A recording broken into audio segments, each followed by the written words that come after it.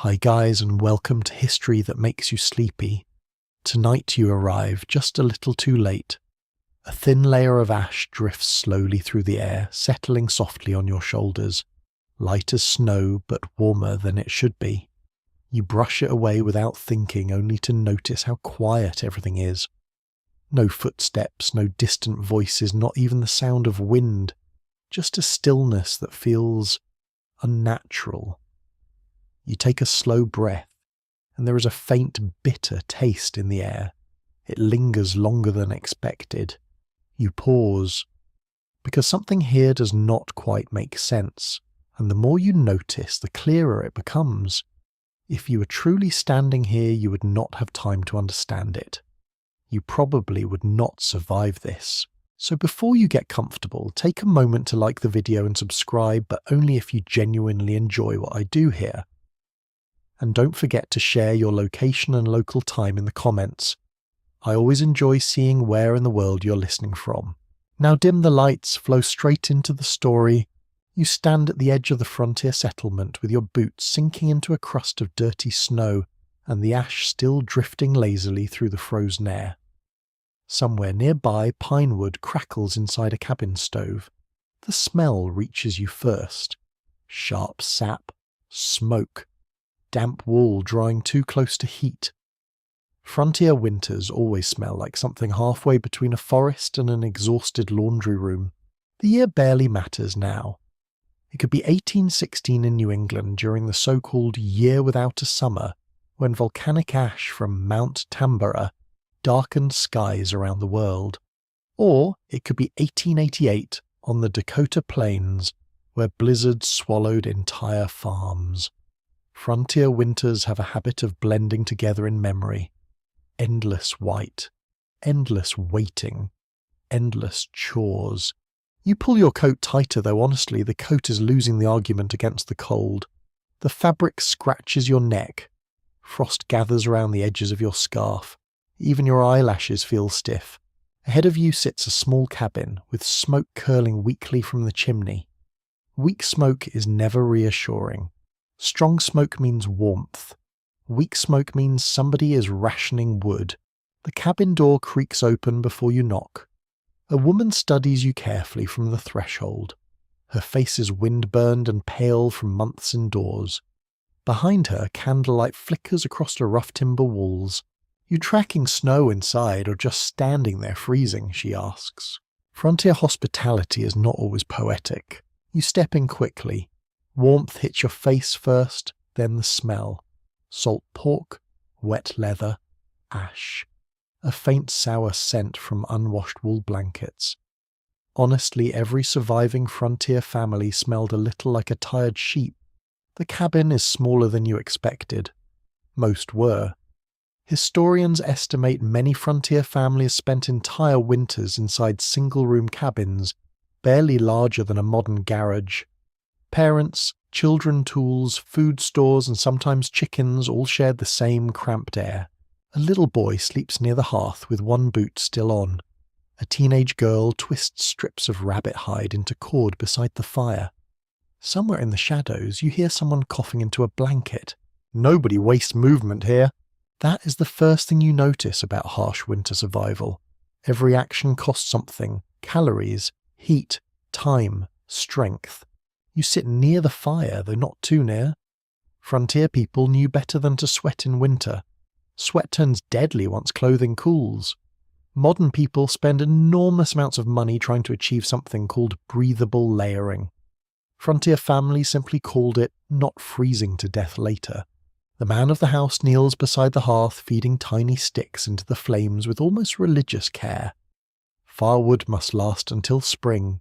Every log becomes a calculation. Outside, wind brushes against the cabin walls with a soft scraping sound. Snow crystals hiss across the roof. You realize quickly that frontier winter is never silent. It just whispers instead of speaks. The woman hangs an iron kettle above the fire and stirs slowly. Supper tonight appears to involve root vegetables and hope, mostly hope. Turnips were common winter food because they stored well underground. So did potatoes, onions, dried beans, and preserved apples. Salted meat helped too, though by late winter many barrels smelled suspicious enough to make even desperate people hesitate. Curiously, some isolated families brewed spruce tea during winter months to avoid scurvy. The needles contained vitamin C, though they did not fully understand the chemistry behind it. They simply noticed fewer people lost teeth when they drank it. Human survival often begins with someone saying, "Well, this seems slightly less terrible." The fire pops suddenly, showering sparks upward. Everyone looks immediately. That tiny moment tells you everything. A stray spark could destroy the cabin. Fire kept families alive, but it also haunted them constantly. Historians still argue whether fear of cabin fires shaped frontier architecture, more than fear of cold itself. Many settlers slept lightly for that reason alone. The little boy wakes and rubs his eyes. He stares at you for a long moment before asking the important question. You bring flour. No greeting, no introduction. Straight to priorities. You shake your head apologetically. The disappointment in the room settles almost physically. Frontier winters often cut families off for months at a time. Roads disappeared beneath snowdrifts taller than horses. Rivers froze unpredictably. Supply wagons stopped coming. A missing sack of flour could become the central tragedy of an entire season. You glance toward the window. Frost feathers cover the glass in delicate silver patterns. Beautiful from a distance. Terrifying if you are responsible for feeding 6 people through February.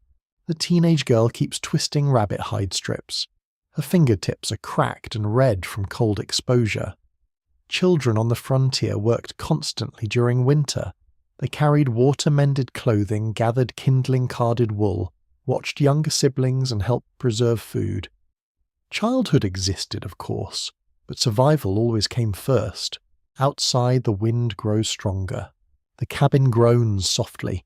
You suddenly understand why isolated families developed such fierce emotional attachments to their homes. The cabin is not just shelter. It is a fragile wooden island floating in a frozen ocean. The father finally speaks again. Storm's turning. Nobody questions him. Frontier people became expert weather readers because mistakes killed quickly. Halo rings around the moon, pine cones closing tightly, sudden stillness in birds. Tiny signals mattered. There's even an old fringe tale from northern settlements claiming some families listen for snow breathing beneath doors at night. Supposedly deep drifts created subtle sounds as wind tunneled through packed snow. Whether true or not, you can imagine exhausted settlers hearing almost anything after months of isolation. The kettle begins to boil. Steam fogs the room briefly before vanishing into cold corners near the ceiling. You cradle a tin cup between your hands as warmth seeps slowly into stiff fingers. The metal tastes faintly of iron and smoke. Nobody speaks much now. Conserving energy includes conversation sometimes. And in this strange quiet, with snow brushing against the walls and firelight trembling across exhausted faces, you begin to understand the true shape of frontier winter survival. It is not bravery in the dramatic sense. Not heroic speeches, not cinematic blizzards. It is smaller than that. It is patching one more glove by candlelight, saving potato peels for soup, sleeping 3 children beneath the same blanket, listening to the wind at midnight and praying the chimney still stands by morning.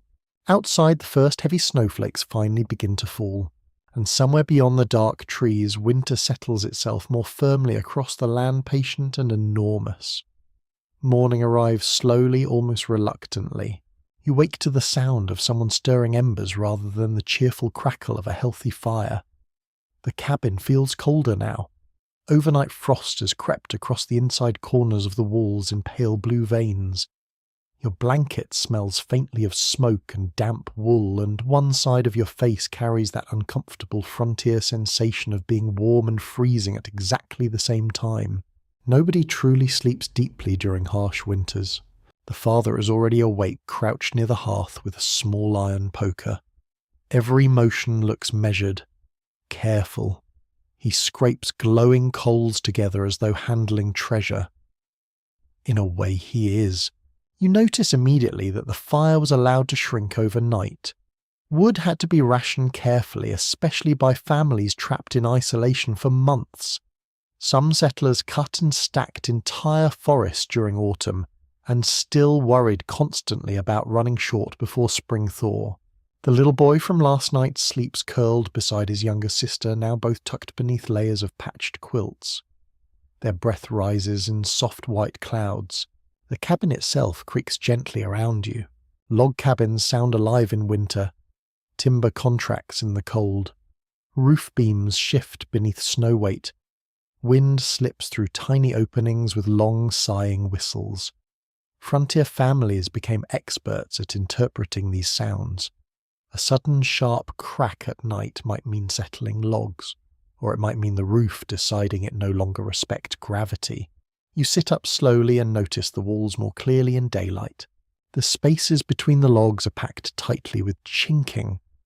Mud, clay, moss, sometimes straw, anything that blocked wind.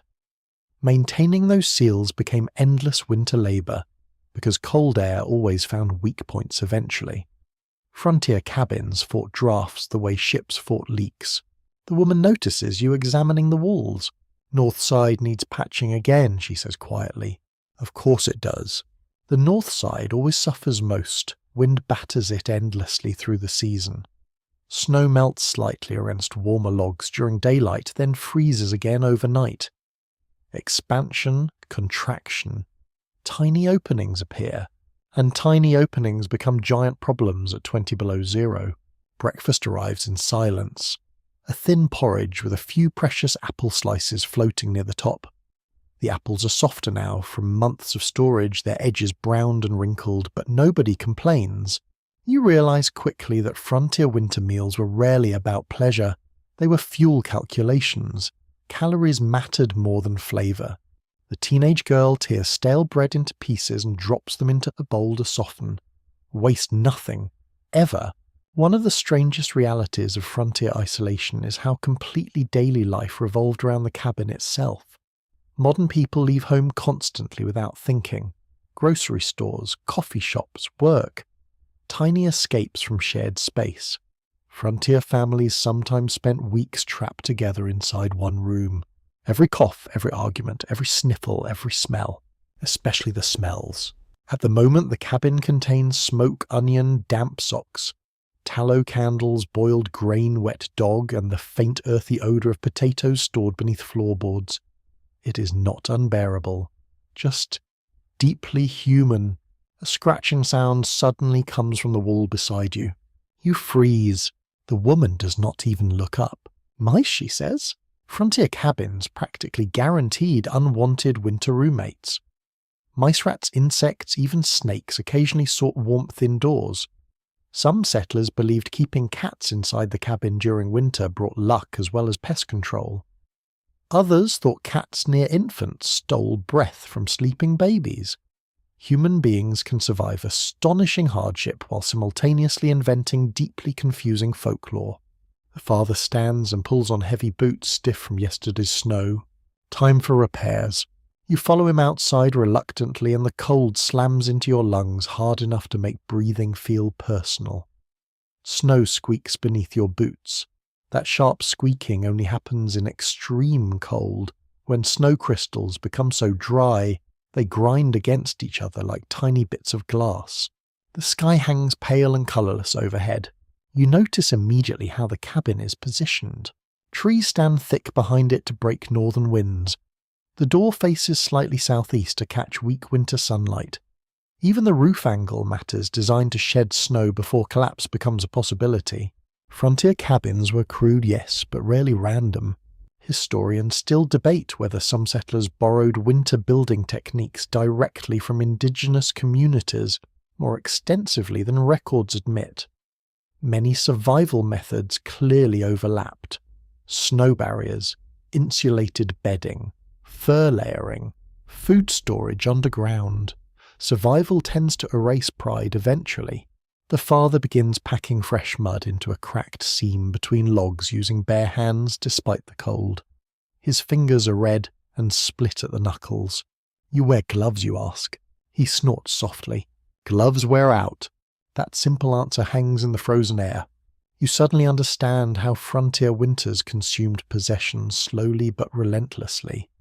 Boots cracked, needles bent, blankets thinned, leather stiffened. Replacement items might be months away or entirely unavailable. Even glass windows were rare luxuries in many early cabins. Some families stretched greased paper across openings instead.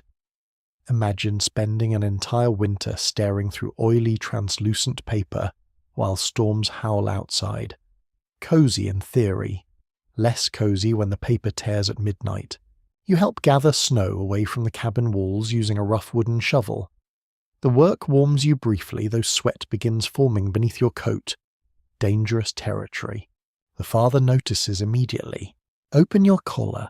Again, no wasted words. Cold weather survival depended heavily on controlling body moisture. Trappers and settlers understood this through brutal experience long before modern outdoor science explained it properly. You loosen your coat and icy air slides against your neck. Oddly refreshing. Nearby, smoke rises from the chimney in thin grey ribbons against the white sky. You notice how carefully the father watches it. Chimneys terrified frontier families almost as much as fire itself. Creosote build-up caused chimney fires constantly, especially during long winters, when greenwood had to be burned. Entire settlements sometimes vanished overnight because one spark escaped onto a roof of dry shingles. There is a quirky story from isolated Canadian settlements claiming some families hung salt near chimneys to ward off fire spirits. More practically, salt also helped dry damp air inside cabins. Superstition and practical chemistry often shared the same shelf. Back inside, the teenage girl sits spinning wool beside the narrow window. The wheel hums softly beneath her hands. Winter became textile season for many frontier families. Sewing, knitting, mending, spinning. Every spare moment transformed into preparation because clothing literally separated survival from disaster. You notice patches upon patches on nearly every garment. Nothing matches. Nobody cares. The younger children now sit near the hearth, carving small figures from scraps of wood. One vaguely resembles a horse. Another looks more like an exhausted potato.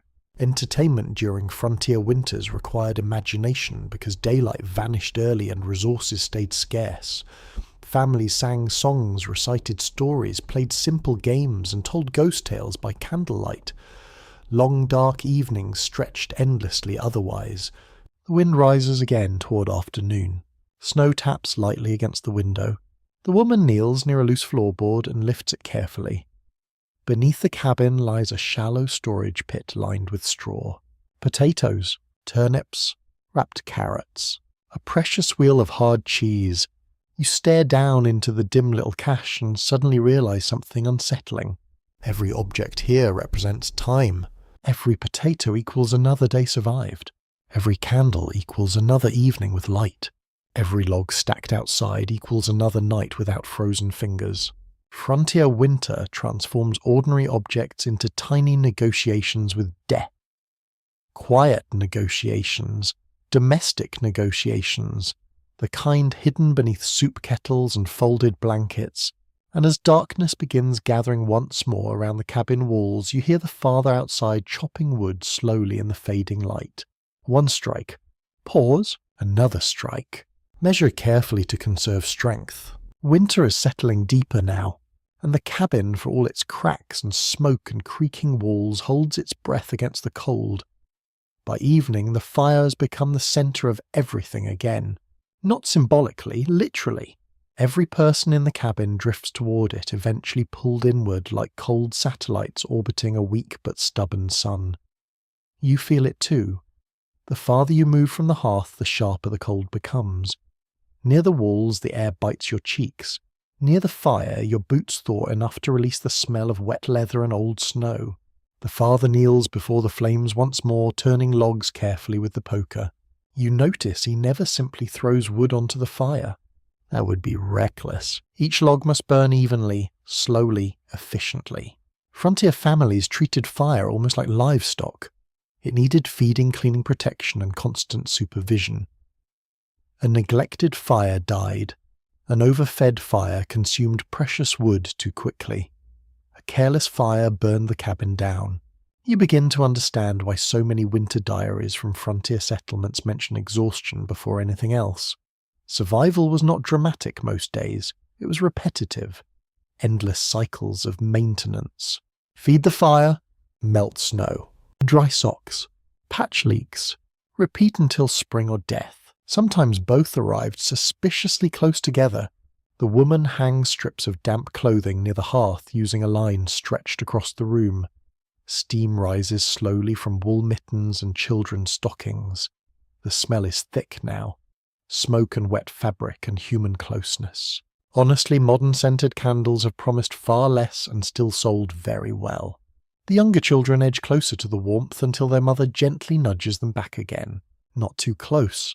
Another frontier rule. People regularly fell asleep beside hearths and woke with scorched blankets, or worse. Children especially drifted dangerously near flames during bitter nights. Even exhaustion became hazardous in winter. Outside darkness presses hard against the cabin windows. Snow taps steadily across the roof, now soft but persistent. The storm has settled in properly.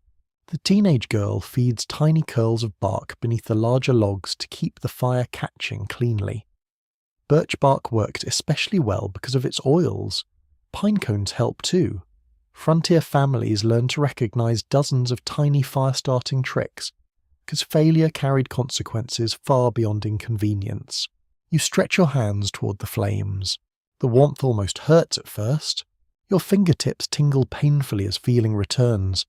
One of the strange cruelties of winter is how comfort itself can become uncomfortable. Frozen skin burns when reheated too quickly. Numb toes ache when circulation returns. The father notices you flexing your fingers. Better than losing them, he says calmly. Frontier frostbite was horrifyingly common, not always dramatic blackened fingers either. Sometimes just permanent numbness, damaged ears, scarred cheeks, toes that never quite worked properly again. Survivors carried winter on their bodies long after snow melted. A gust of wind rattles the chimney suddenly. Everyone looks up again. You're beginning to notice how frequently people glance toward the chimney. It is the cabin's weak point and lifeline simultaneously. Smoke must escape, but cold air slips inward too. During severe storms, downdrafts sometimes push smoke back into cabins entirely. There are accounts of frontier families waking half-conscious from smoke inhalation, while snow buried their chimneys outside. Imagine clawing through drifts in darkness just to breathe properly again. Cozy little pioneer aesthetic suddenly loses some charm there. The woman begins preparing supper while the father opens a small wooden box near the hearth. Inside sits tinder wrapped carefully in cloth to keep it dry. Charred linen, tiny curls of cedar, fragments of fungus called tinder conch. You lean closer. Fire-starting materials had to stay protected constantly, because wet tinder in winter could become catastrophic. Some isolated settlers even carried embers between locations inside metal containers packed with ash rather than risk creating new fire from scratch. Historians still debate how many frontier deaths actually resulted from failed fire-making versus simple exposure. Records blur together, succumbed during storm, found frozen, did not survive the season. Such gentle phrases for such brutal endings. The little boy beside you suddenly whispers something. Sometimes it talks. You blink. The fire. He nods solemnly. You listen. At first you hear only popping sap and shifting logs. Then softer sounds emerge beneath it. Hissing. Murmuring air currents. Tiny crackles inside glowing wood. In isolated cabins, people often assigned personalities to fires without fully meaning to. Some frontier journals described angry fires or lazy fires. Long winters narrowed the distance between practicality and imagination. One peculiar folk belief claimed that unusually loud popping in the hearth meant visitors were coming soon. Another warned that blue flames foretold death nearby. Human beings really cannot resist turning uncertainty into stories. Supper arrives in rough wooden bowls. Bean stew tonight. Thick enough to warm you, Thin enough to worry you slightly, the father eats slowly, pausing often between bites. Nobody wastes food by eating carelessly fast. You notice crumbs collected from the table afterward and return to the pot. Every calorie matters now that winter deepens. Outside, wolves howl faintly somewhere beyond the trees. The sound barely lasts a moment. Still, the younger children move closer to their mother. Wolves rarely attacked cabins directly, but frontier families feared them intensely during severe winters when food grew scarce. The sound alone unsettled people already trapped in darkness and isolation. The firelight flickers across the log walls in uneven waves. You realize there are no truly dark corners in the cabin tonight because everyone stays awake longer during storms. Another practical habit. Someone must keep feeding the fire. Sleep schedules during frontier winters often rotated around hearth maintenance. Families took turns waking through the night to add wood and prevent freezing temperatures indoors. Imagine setting an alarm every 2 hours forever, except your alarm is the possibility of hypothermia. The teenage girl begins sewing by candlelight after supper. Her needle flashes silver briefly with each movement.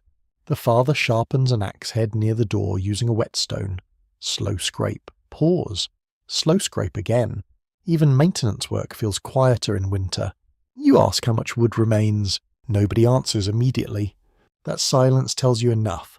Wood consumption during frontier winters was staggering. Some families burned several cords monthly. A single storm could trap people indoors for days while fires devoured precious stacks outside. There are records from especially harsh winters where settlers dismantled fences, furniture, even sections of unused buildings for fuel. One family reportedly burned an entire piano brought west at enormous expense, which honestly feels like the universe punishing someone for transporting a piano across the frontier in the first place.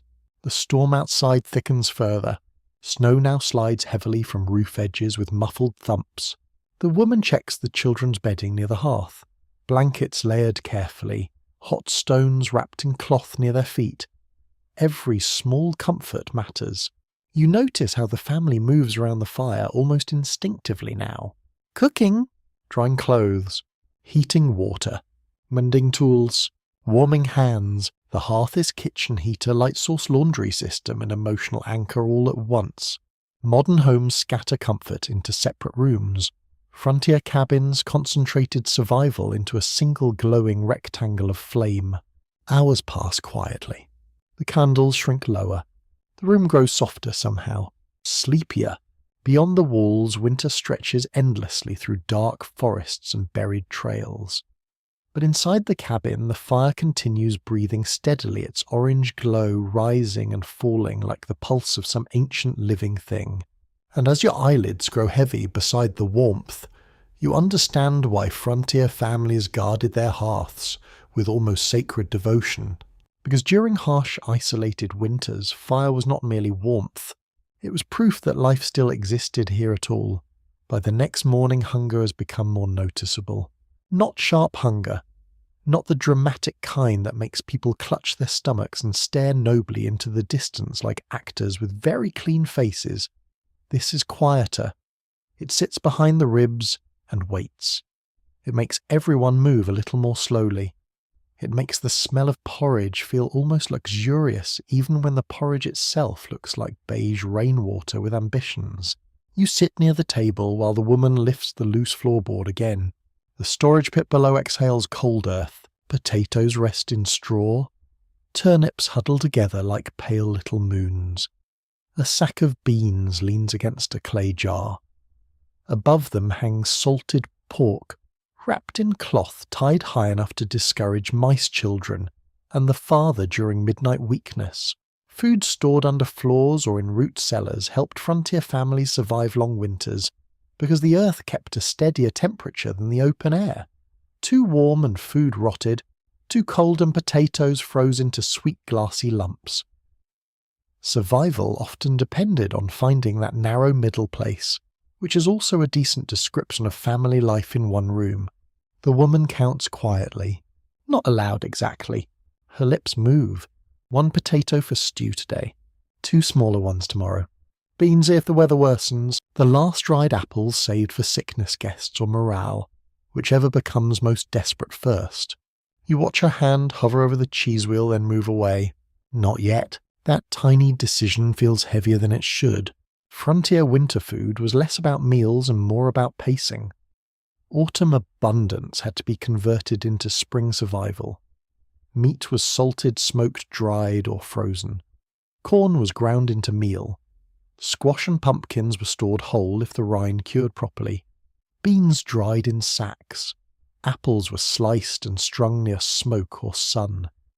Cabbage became sauerkraut in barrels, which was far more important than its reputation at modern potlucks might suggest. The teenage girl brings in a small cloth bundle and opens it on the table. Dried berries. Not many. They are wrinkled and dark with a dusty sweetness. The little boy looks at them as if someone has placed jewels before him. His mother gives each child 3. 3 berries! No bargaining. No theatrical complaining. Just 3 berries slowly eaten. You place one on your tongue and let it soften. A faint summer taste rises there, almost imaginary. Warm fields, bees, green leaves. Gone now, but not entirely. That is what preserved food does in winter. It brings back a little memory of another season. Some families use parched corn as travel food because it kept well-weighed little and could be eaten dry or boiled. Indigenous communities across North America had long traditions of drying corn, meat, berries and fish, and settlers often learned from them directly or indirectly, though written accounts did not always give credit where credit was due. Fancy that. History being rude in the paperwork again. A more unusual frontier habit appears in scattered accounts from cold regions where families stored eggs by coating them in grease-lime water or even packing them in oats to slow spoilage. The results varied. One imagines breakfast becoming a small act of courage. A father enters carrying a wooden bowl of snow and sets it near the hearth to melt. His beard holds frost. He smells of cold air smoke and barn hay. Tracks by the north fence, he says. The room changes. Food from storage is one matter, food walking nearby is another. Deer, rabbits, squirrels and wild turkeys help some families through winter, but hunting in deep cold was dangerous and uncertain.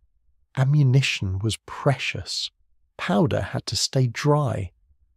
A missed shot meant wasted energy, wasted hope, and perhaps a long walk back through snow with nothing but cold fingers and wounded pride. The father takes down the musket from pegs on the wall and checks it carefully. No one speaks. The youngest child watches the weapon with wide eyes. He knows what it means. Not adventure, not sport. Supper, perhaps. Academic disagreement continues over how much frontier families relied on wild game compared with stored crops and domestic animals. Some letters emphasize hunting constantly, while household accounts often show stored staples doing the dull but dependable work. As usual, the glamorous version gets better stories. Beans rarely become legends despite doing most of the labour. The father leaves. The door opens. Cold rushes in like an uninvited relative. Then the door closes and the cabin exhales again. The woman turns back to the storage pit. Work does not pause for suspense. She pulls up a jar sealed with cloth and wax. Inside is rendered fat, pale and firm. Lard. Precious. It can fry flavour, preserve and add calories to food that would otherwise leave a body unsatisfied. Fat mattered deeply in winter diets. Lean meat alone could not sustain hard labour in bitter cold. People needed dense energy. Butter, lard, suit marrow and fatty pork were valuable because cold bodies burn fuel greedily. You help slice turnips. The knife is dull and the turnips are stubborn. Each cut gives off a sharp earthy smell. The woman adds them to the kettle with beans soaked overnight. Then she scrapes the cutting board carefully into the pot. Every shaving goes in. A mouse darts along the wall. The teenage girl throws a folded rag with impressive speed and misses by about 2 inches. Nobody applauds. Still respectable attempt. Pests threatened winter food constantly. A single mouse could ruin grain by chewing through sacks or fouling stores. Families used traps, cats hanging shelves, sealed crocks, and sometimes desperate language whispered in the dark at tiny invaders who ignored property law entirely. By afternoon, the cabin fills with the smell of simmering beans and salt pork. It is not rich exactly, but it is comforting. Steam fogs the small window. The children become restless, drawn to the kettle by scent. The woman stirs slowly, then adds hot water. Stretch the stew, always stretch. You notice how the meal expands without truly becoming more food. Frontier cooking often involved illusion. More broth, more roots, more grain. A heel of bread softened into the pot. A handful of meal. Anything to make bowls feel fuller. The father returns near dusk. No deer, one rabbit. He holds it without triumph. The little boy smiles anyway. One rabbit means broth meat, bones for stock. Perhaps scraps for the dog if generosity survives arithmetic. The hide may become lining or cord. Nothing is merely one thing here. The woman takes it and nods once. That is celebration enough. Outside snow begins again, quiet and steady. Inside supper finally comes. Bowls are handed out carefully. Adults receive less than children, though nobody announces this. You notice it in the ladle. Smaller portions for larger bodies. A parental mathematics older than written history. The stew tastes smoky, salty, earthy and thin. Still warmth spreads through your chest with each spoonful. The children eat silently at first, then slower, trying to make it last. The father breaks a small piece of bread and passes it to the youngest. He pretends he does not want any. Everyone notices. Nobody corrects him. That too is survival. Food under the floor, meat in the rafters, berries, in cloth beans, in sacks, fat in jars. These are not just supplies. They are the family's calendar measured not in dates, but in remaining meals. And as the fire lowers and the pot is scraped clean, you understand that hunger is not always emptiness. Sometimes hunger is discipline. Sometimes it is love divided unevenly on purpose. Before dawn, someone wakes you by touching your shoulder lightly. Not shaking, not whispering urgently, just 2 fingers against your sleeve. That is how people wake one another in a room where everyone sleeps close together. Noise is a luxury. So is privacy. So is pretending you did not just hear your neighbour snore through 3 layers of wool.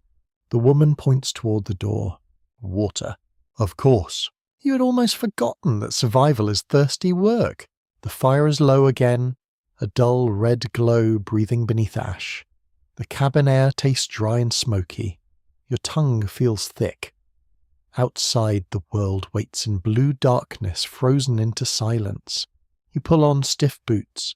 They resist at first, the leather hardened overnight. Your fingers struggle with laces. Every small task in deep winter becomes slightly ridiculous, as if the season is personally offended by human convenience. The father hands you 2 wooden buckets. They feel heavier than empty buckets should. Stay on the path, he says. He does not mean the path for ease. He means the path because snow can hide holes roots ice, and trouble deep enough to swallow a leg. Frontier families often packed regular routes between cabin, barn, privy, woodpile and water source, because wandering even a few yards during storms could become dangerous. You step outside. Cold enters your lungs like a warning. The snow has hardened overnight. It crunches underfoot in a dry, brittle rhythm. Stars still hang above the tree line, sharp and endless. No city glow softens them. No electric porch light stands guard. Only the small square of cabin light behind you says that people are here insisting. The well sits 20 paces away, though distance feels elastic in this cold. The rope is rimmed with frost. The windlass groans when the father turns it. A wooden bucket descends into darkness with a hollow scrape. In many frontier settlements, wells froze. Ropes iced solid, and pumps failed when metal parts contracted or water expanded inside them. Families sometimes wrapped pumps in straw cloth or manure packed around wood boxes to keep them working. It was practical, yes, but imagine explaining to a modern guest that the drinking water system is protected by strategic manure insulation. History is elegant in museums and much less elegant at 6 in the morning. The bucket comes up half full. A skin of ice already forms across the top. The father breaks it with his knuckles and pours the water into your bucket. Steam rises faintly, not because the water is warm, but because the air is so cold. You carry it carefully. Water sloshes against the sides and droplets freeze quickly on the wood. Inside the cabin, the woman sets one bucket near the hearth, then pours some into the iron kettle. The rest is covered with cloth to keep Ash and curious children out. Not all was successfully judging by the little boy's expression. If the well failed, families melted snow. That sounds simple, almost cozy until you learn the trick. Snow contains far less water than people expect. A pot packed full might melt into only a shallow puddle. Melting enough for drinking, cooking, washing animals, and cleaning consumed both time and fuel. Firewood became water. Water became soup. Soup became another day. Everything connected. You watch snow slowly collapse in the kettle. At first it sits high and fluffy, then sinks sadly into itself. The woman adds more and more and more. A whole mound becomes barely enough for breakfast. Frontier families understood that dehydration could happen even in landscapes buried under snow. Cold air dries the body. Heavy labour demands fluid. Yet drinking icy water chills from the inside, so people often warmed water broth tea or weak coffee when supplies allowed. Spruce tea appears again this morning. The woman drops green needles into hot water. The scent rises bright and resinous, cutting through smoke and stale wool. You breathe it in gratefully. It tastes like drinking a forest, which is not unpleasant, though perhaps not something you would order twice at a cheerful cafe. Some northern families also brewed teas from hemlock needles, sassafras, roots, birch twigs, or wild herbs. Recipes shifted by region and knowledge. Indigenous medical traditions influenced many of these practices, though settlers sometimes recorded them as if the forest itself had politely handed over instructions. Researchers continue to question how much winter survival knowledge moved through cooperation, observation, trade, or appropriation between native communities and settler households. The documents rarely capture ordinary learning moments clearly. A woman showing another woman how to prepare a plant, a trapper sharing a tea recipe, a child remembering what an elder said. Such knowledge often travelled quietly, leaving few signatures behind. After breakfast, waterwork continues. The animals need it. You follow the teenage girl toward the barn with another bucket. She walks carefully, her skirt lifted slightly from the snow boots sinking into the packed trail. Her breath comes steady and white. She's young, but winter has already trained her posture. Inside the barn, the air changes. It is still cold, but warmer than outside because bodies generate heat. Cow breath, horse breath, chicken feathers, damp straw. The smell is thick and animal, a mixture of hay manure, hide, and patience. Ice has formed in the trough. The girl breaks it with a wooden mallet, then lifts out shards using mittened hands. The cow lowers her head eagerly once fresh water appears.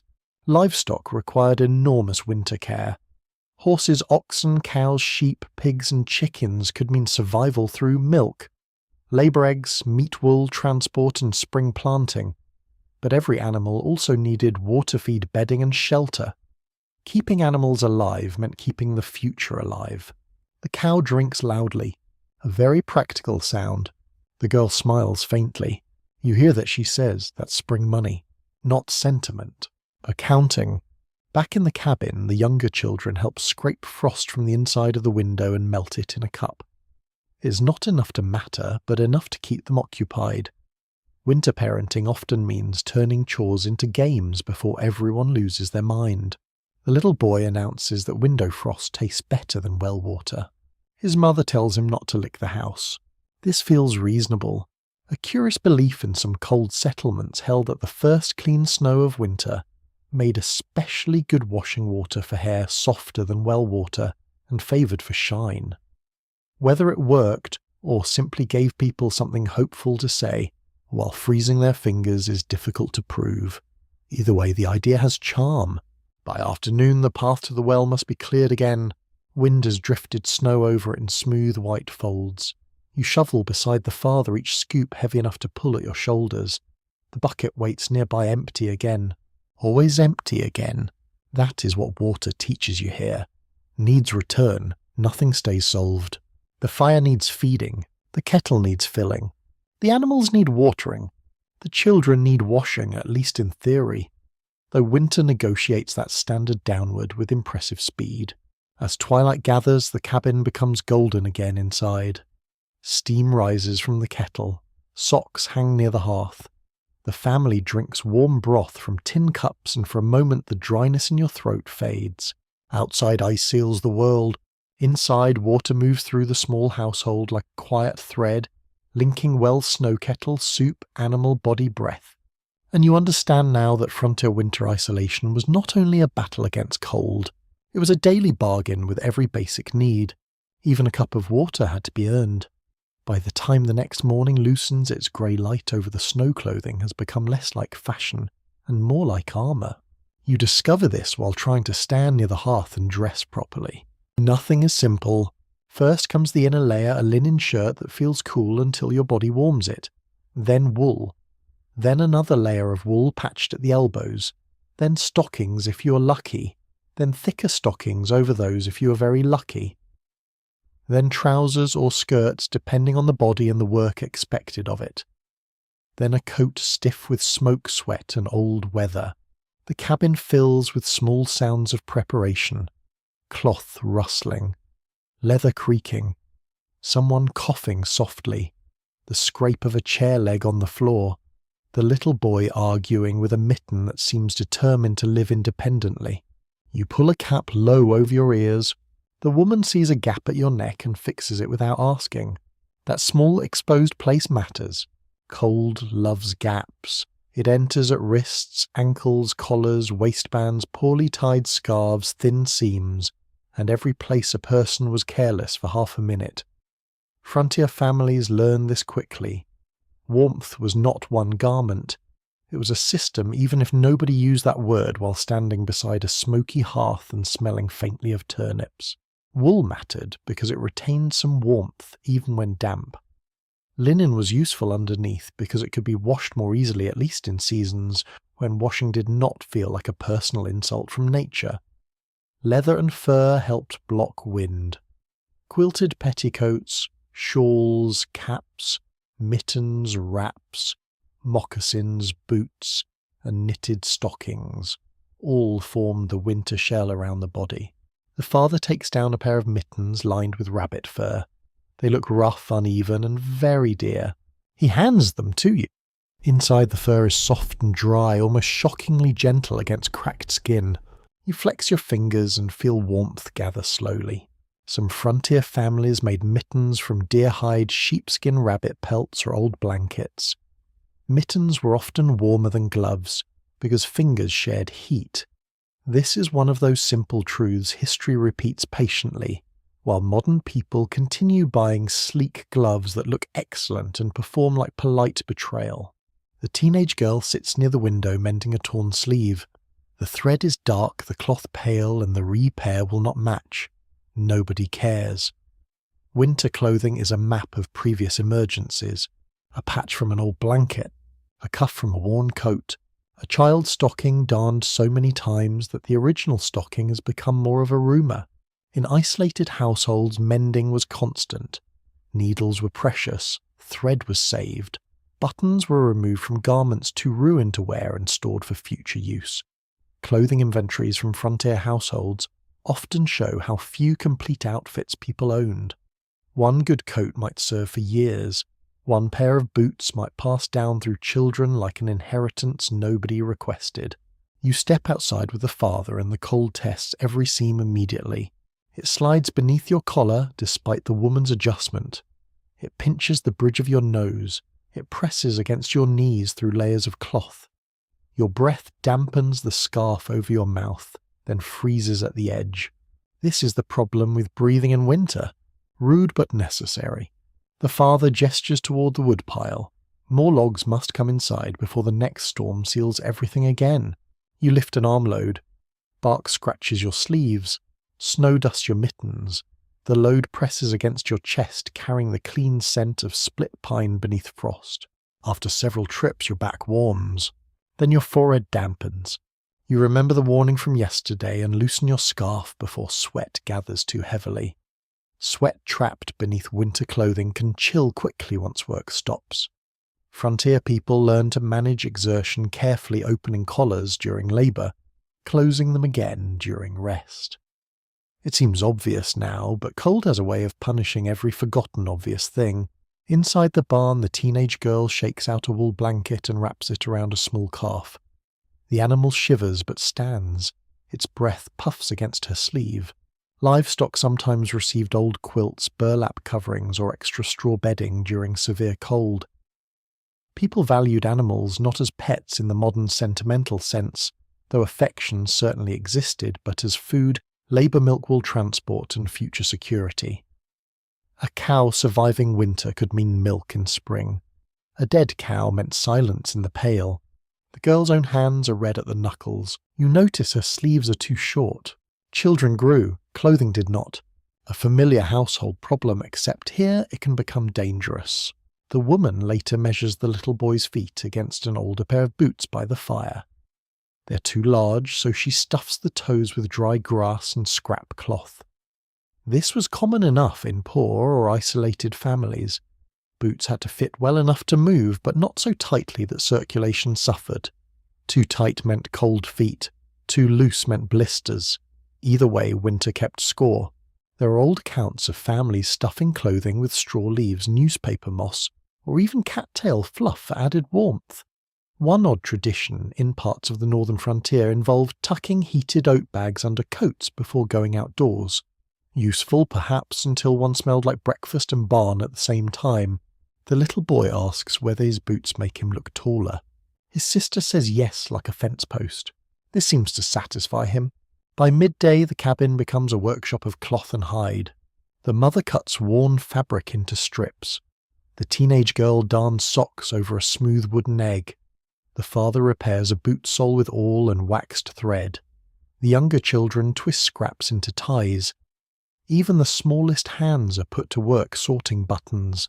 Clothing maintenance is quiet labour but not minor labour. It is survival stitched slowly.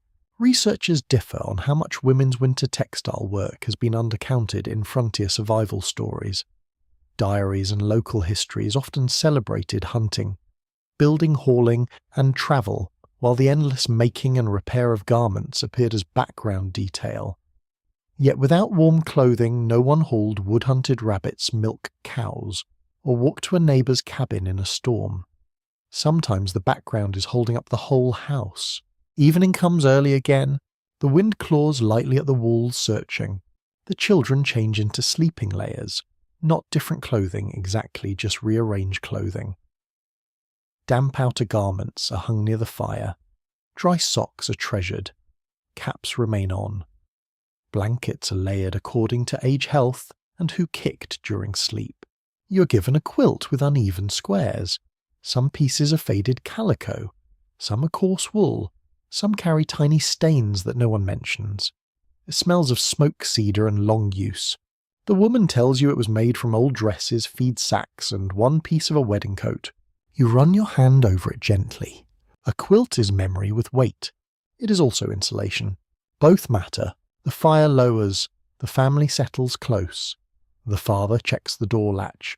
The mother checks the children's hands and feet before sleep, touching each little body like a quiet inventory of warmth. Outside, the cold deepens. Inside, wool scratches, fur softens, leather stiffens, and patched cloth keeps doing its humble work. You pull the quilt to your chin and feel the slow heat of shared survival gather beneath it. And you understand that against frontier winter, clothing was never merely worn. It was planned, repaired, inherited, argued over, slept in, sweated through, dried by smoke, and trusted with the body's fragile flame. The barn begins making its own weather before sunrise. You hear it from the cabin, first a low shifting of hooves, a rustle of straw, the soft wooden complaint of boards pressed by wind.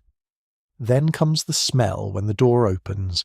Hay manure, warm hide, damp wool, old leather, and the sour sweetness of animals breathing through a long night. The father steps out ahead of you with a lantern, and the flame trembles behind its cloudy glass. The path to the barn has drifted over again. Snow smooths everything while people sleep, as if the whole world is quietly trying to erase their plans. You follow the packed line by memory and lantern light, keeping your boots inside the shallow trench between cabin and outbuilding. Inside, the air feels almost gentle compared with the open yard. Not warm, never warm, but living. The cow turns her head toward you, breath rolling from her nostrils in pale clouds. The horse stamps once. Chickens mutter from a corner, offended by existence in the usual chicken manner. A few sheep stand close together, wool thick with bits of straw. Frontier families often built barns low, tight and close to the house if they could, because every extra step in winter cost effort and risk. Some poorer families kept animals in lean shelters, sod structures, or even attached spaces beside the cabin. The goal was simple: block wind, save body heat, keep the animals alive until grass returned. The teenage girl is already there, shaking hay from a small stack. Feed is rationed as carefully as human food. Hay cut in summer must last through months of cold. Cornstalk, straw, oats, turnips, and kitchen scraps may stretch the supply. Too little feed and animals weaken. Too much used too soon, and March becomes cruel. You help carry hay to the cow. She pulls it in with slow, serious pleasure. The sound is strangely calming. Chewing, breathing, hooves shifting, straw settling. Animals make isolation feel less empty. They also make it much harder. Every creature here needs water, food, shelter, and care, even when people are tired, hungry, frightened, or half frozen. No blizzard pauses because the family is having what modern people might call a low-energy day. The cow does not accept emotional burnout as a feeding strategy. The father checks the horse's legs by lantern light. He runs his hands down each one, feeling for swelling or injury. Horses and oxen were essential on many frontiers for hauling wood, breaking trails, pulling sledges, and later ploughing spring fields. Losing a draft animal in winter could cripple a household's future work. A dead animal was not only a loss of life, it was lost labour, lost mobility, lost planting time, lost everything that animal would have helped create. The horse flicks an ear against his shoulder. He murmurs something too low for you to hear. Maybe affection, maybe complaint, perhaps both. Frontier tenderness often wore a practical coat. A cold draft slips through a gap in the barn wall. The sheep press closer together. You notice the father immediately stuffing straw into the crack. He will patch it properly later. For now, straw buys time. That is much of winter survival. Not solving everything, just buying time. A peculiar old belief in some rural communities claim that animals knelt or spoke at midnight on Christmas Eve. Families sometimes warned children not to spy on them because hearing the animals talk might bring misfortune. You look at the cow chewing solemnly in the half-dark and think that if she ever spoke she would probably ask why breakfast is late. The teenage girl collects eggs from beneath a reluctant hen. Only 2. She tucks them inside her shawl to keep them from freezing before reaching the cabin. Eggs could freeze and crack quickly in bitter weather, so gathering them often became a repeated chore throughout the day when hens were laying at all. Winter reduced production sharply. Light, cold feed and stress all mattered. Even chickens had opinions about January. One hen escapes briefly into the aisle. Chaos follows. Not major chaos, frontier chaos. Quiet, resigned, mittened chaos. The little boy, who has appeared behind you unnoticed, lunges after her and slips into straw. The hen flaps onto an overturned pail. The teenage girl sighs with the weariness of a person who has known this bird too long. Eventually the hen is restored to her corner with dignity neither side deserves. The boy announces that she is meaner than weather. No one disagrees. Outside the barn you help break ice again from the trough. The mallet thuds dully. Ice fragments clatter against wood. Your hands ache through the mittens. Animals crowd near as soon as fresh water appears. Watering livestock in winter could take hours each day. Some families led animals to streams if wells failed, cutting holes through ice with axes. Others melted snow, though that consumed fuel and patience at a terrifying rate.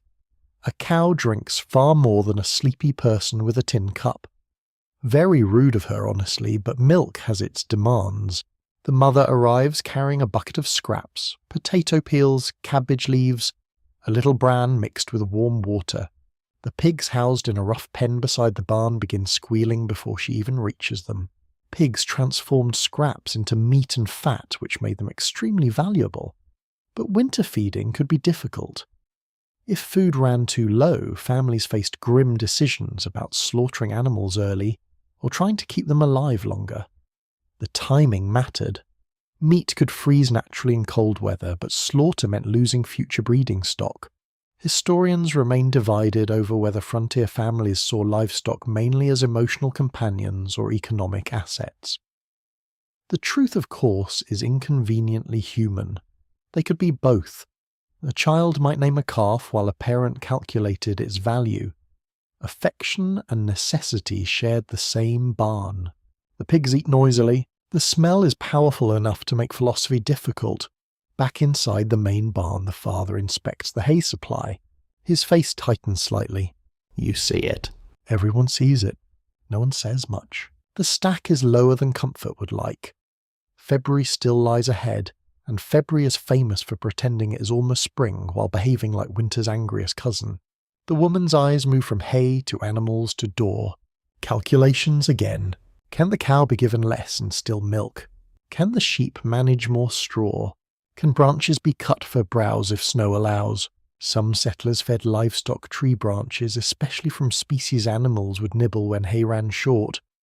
It was not ideal. It was not tidy. It was survival with bark on it. By afternoon, snow begins falling hard enough that the barn and cabin seem separated by a white curtain. You carry one last armload of straw to the calf.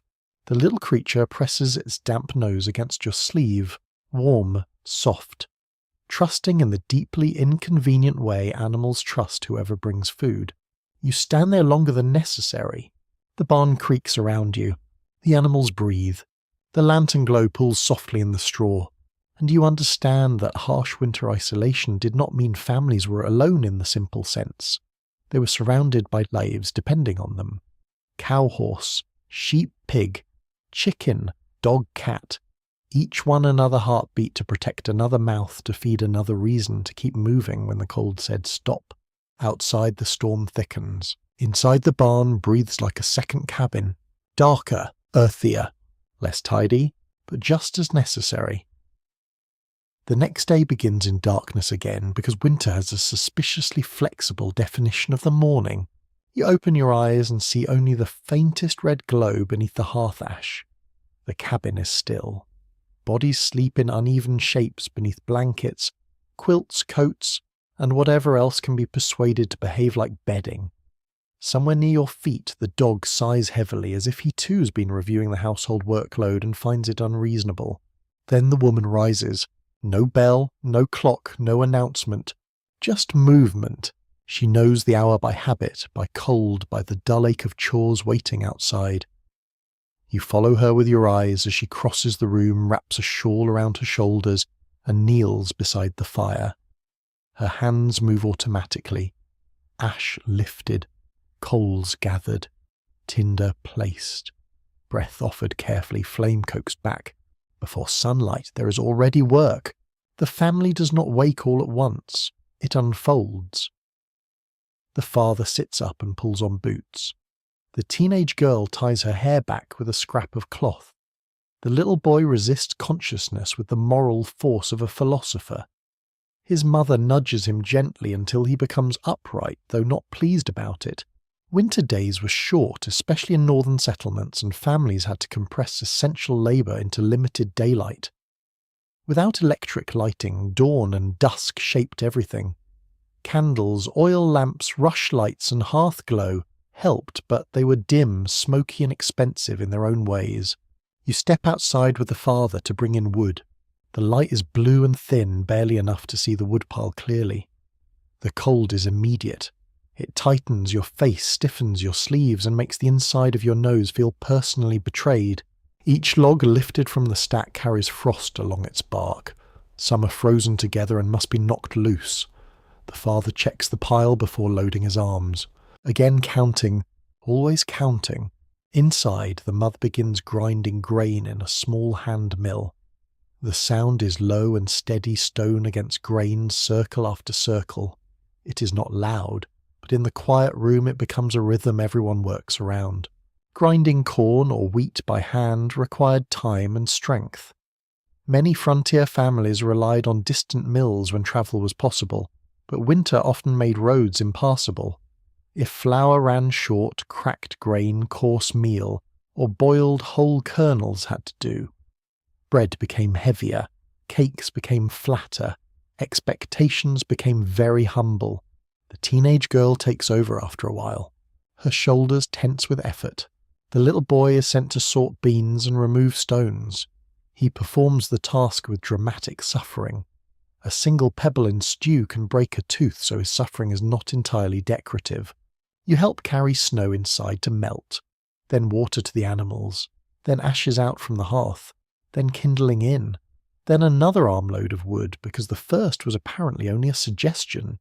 The chores loop back on themselves. Nothing stays finished. This is the strange spell of frontier winter work. It is not one grand effort. It is repetition so constant that the day becomes a wheel. Fire, water, food, animals, clothing children, tools, floors, bedding, smoke ice, and back again. By mid-morning the cabin smells of warm grain, damp wool, and the sharp sting of lye soap. Today is washing day, but not the cheerful kind with sunlight and linen snapping in a breeze. Winter washing is a negotiation with misery. Water must be heated, clothes scrubbed, hands reddened, wet fabric dried indoors without making the cabin too damp. Nobody is having a charming domestic montage. There is steam on the window and irritation in the sleeves. The woman scrubs a shirt against a ridged board. The sound is rough and wet. Scrape, dip, wring. She twists the cloth hard enough to make her knuckles pale. Then she hangs it near the fire where it will steam for hours and perfume the room with wet linen and smoke. Some families avoided full washing during the worst cold except when absolutely necessary. Lice, fleas and skin infections were persistent problems in cramped winter quarters, but water, soap, fuel and drying space were limited. Cleanliness mattered, yet so did not turning the entire cabin into a damp cave. The frontier standard of hygiene was often less about freshness and more about staying functional. A less common household trick appears in old recollections from cold regions. People sometimes put frozen garments outside briefly, so dirt stiffened and could be beaten loose. This did not create true cleanliness, obviously, but it did allow a person to feel victorious over trousers, which counts for something in February. By noon, the light is already beginning to soften. The children sit near the hearth with small tasks. One cards wool, one winds thread, one peels bark from kindling. Their hands are clumsy but useful. The little boy drops more bark than he strips, but morale is important, and also he is being watched. You notice how rarely anyone sits without doing something. Rest exists, but idle hands are uncommon. Even listening to a story might happen while mending a sock. Even warming by the fire might include shelling beans. In isolation, labour fills silence and keeps fear from spreading too widely. Current historians do not fully agree on whether such constant domestic work should be understood mainly as necessity, discipline, or emotional coping. The answer likely shifts by household. Some tasks simply had to be done.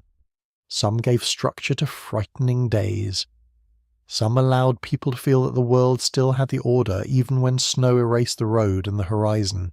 Afternoon brings tool repair. The father sharpens an axe, tightens a loose handle, and patches a crack in a wooden bucket with pitch. The smell is resinous and strong. He warms the pitch near the hearth until it softens, then presses it into the seam. A leaking bucket in winter is not merely annoying. It means wasted water-frozen floors, extra trips, and perhaps ruined supplies. Tiny failures multiply in isolation.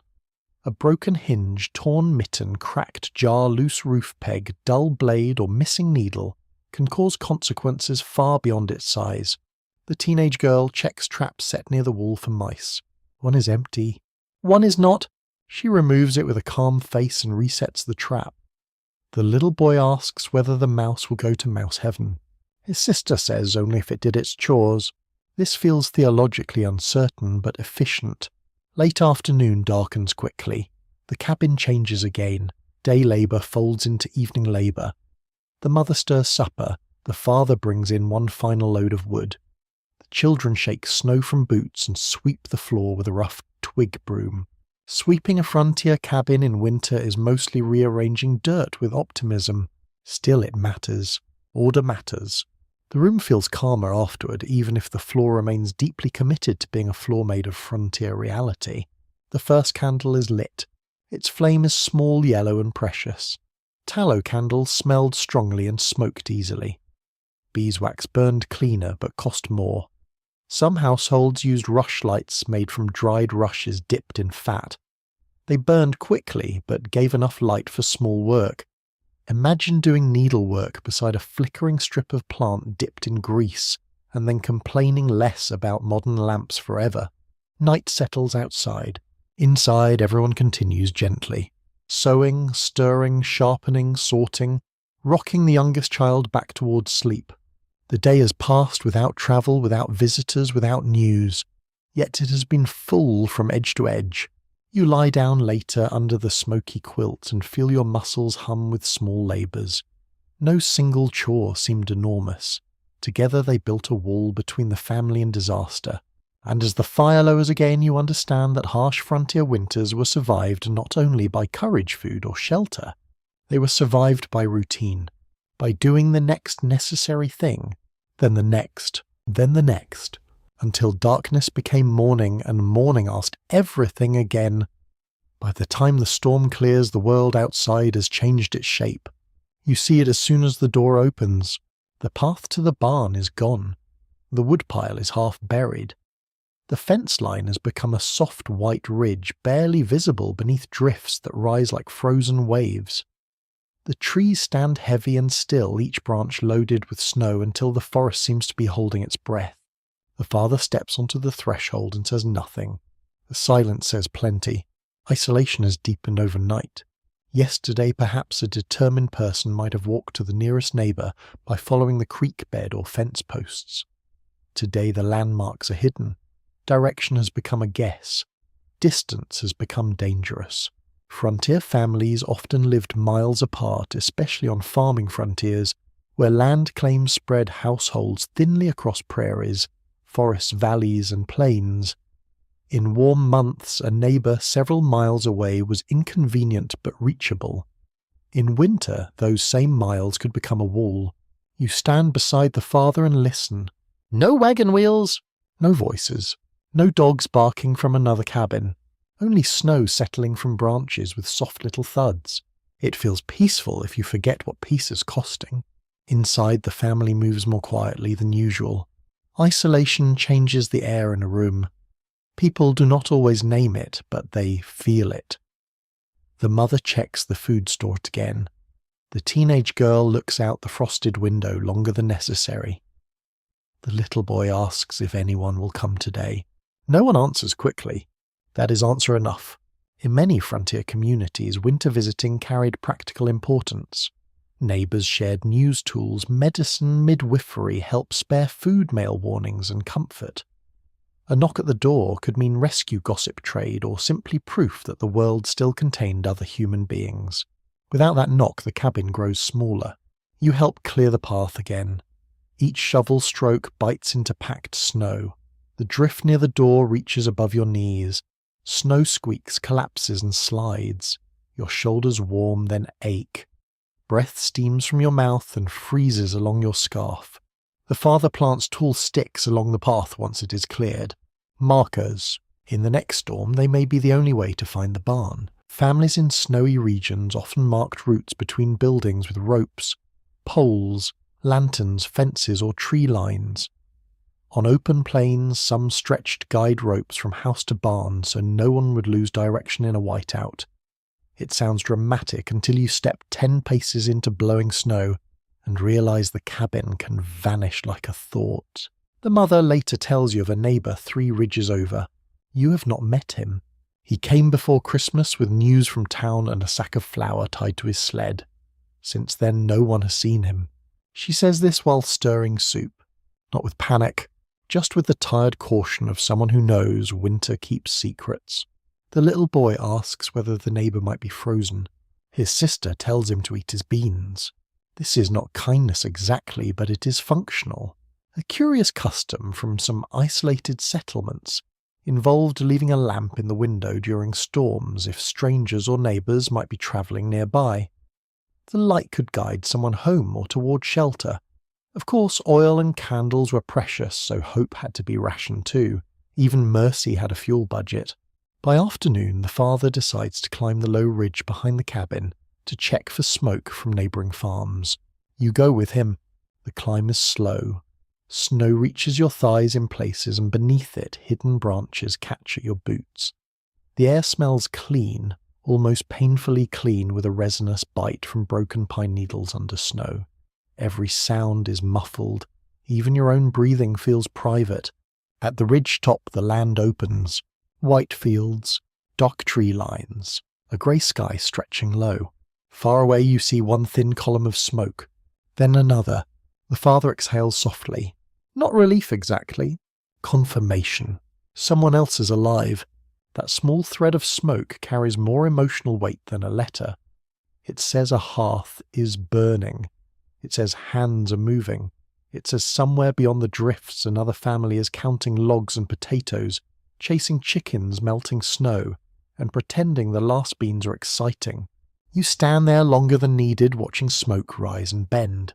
Communication in frontier winters could be painfully slow. Mail routes failed. Roads disappeared. Rivers froze or broke into dangerous ice. News of births, deaths, markets, wars, elections, and disasters might arrive weeks or months late. A family could live through half a season without knowing what had happened beyond the nearest ridge.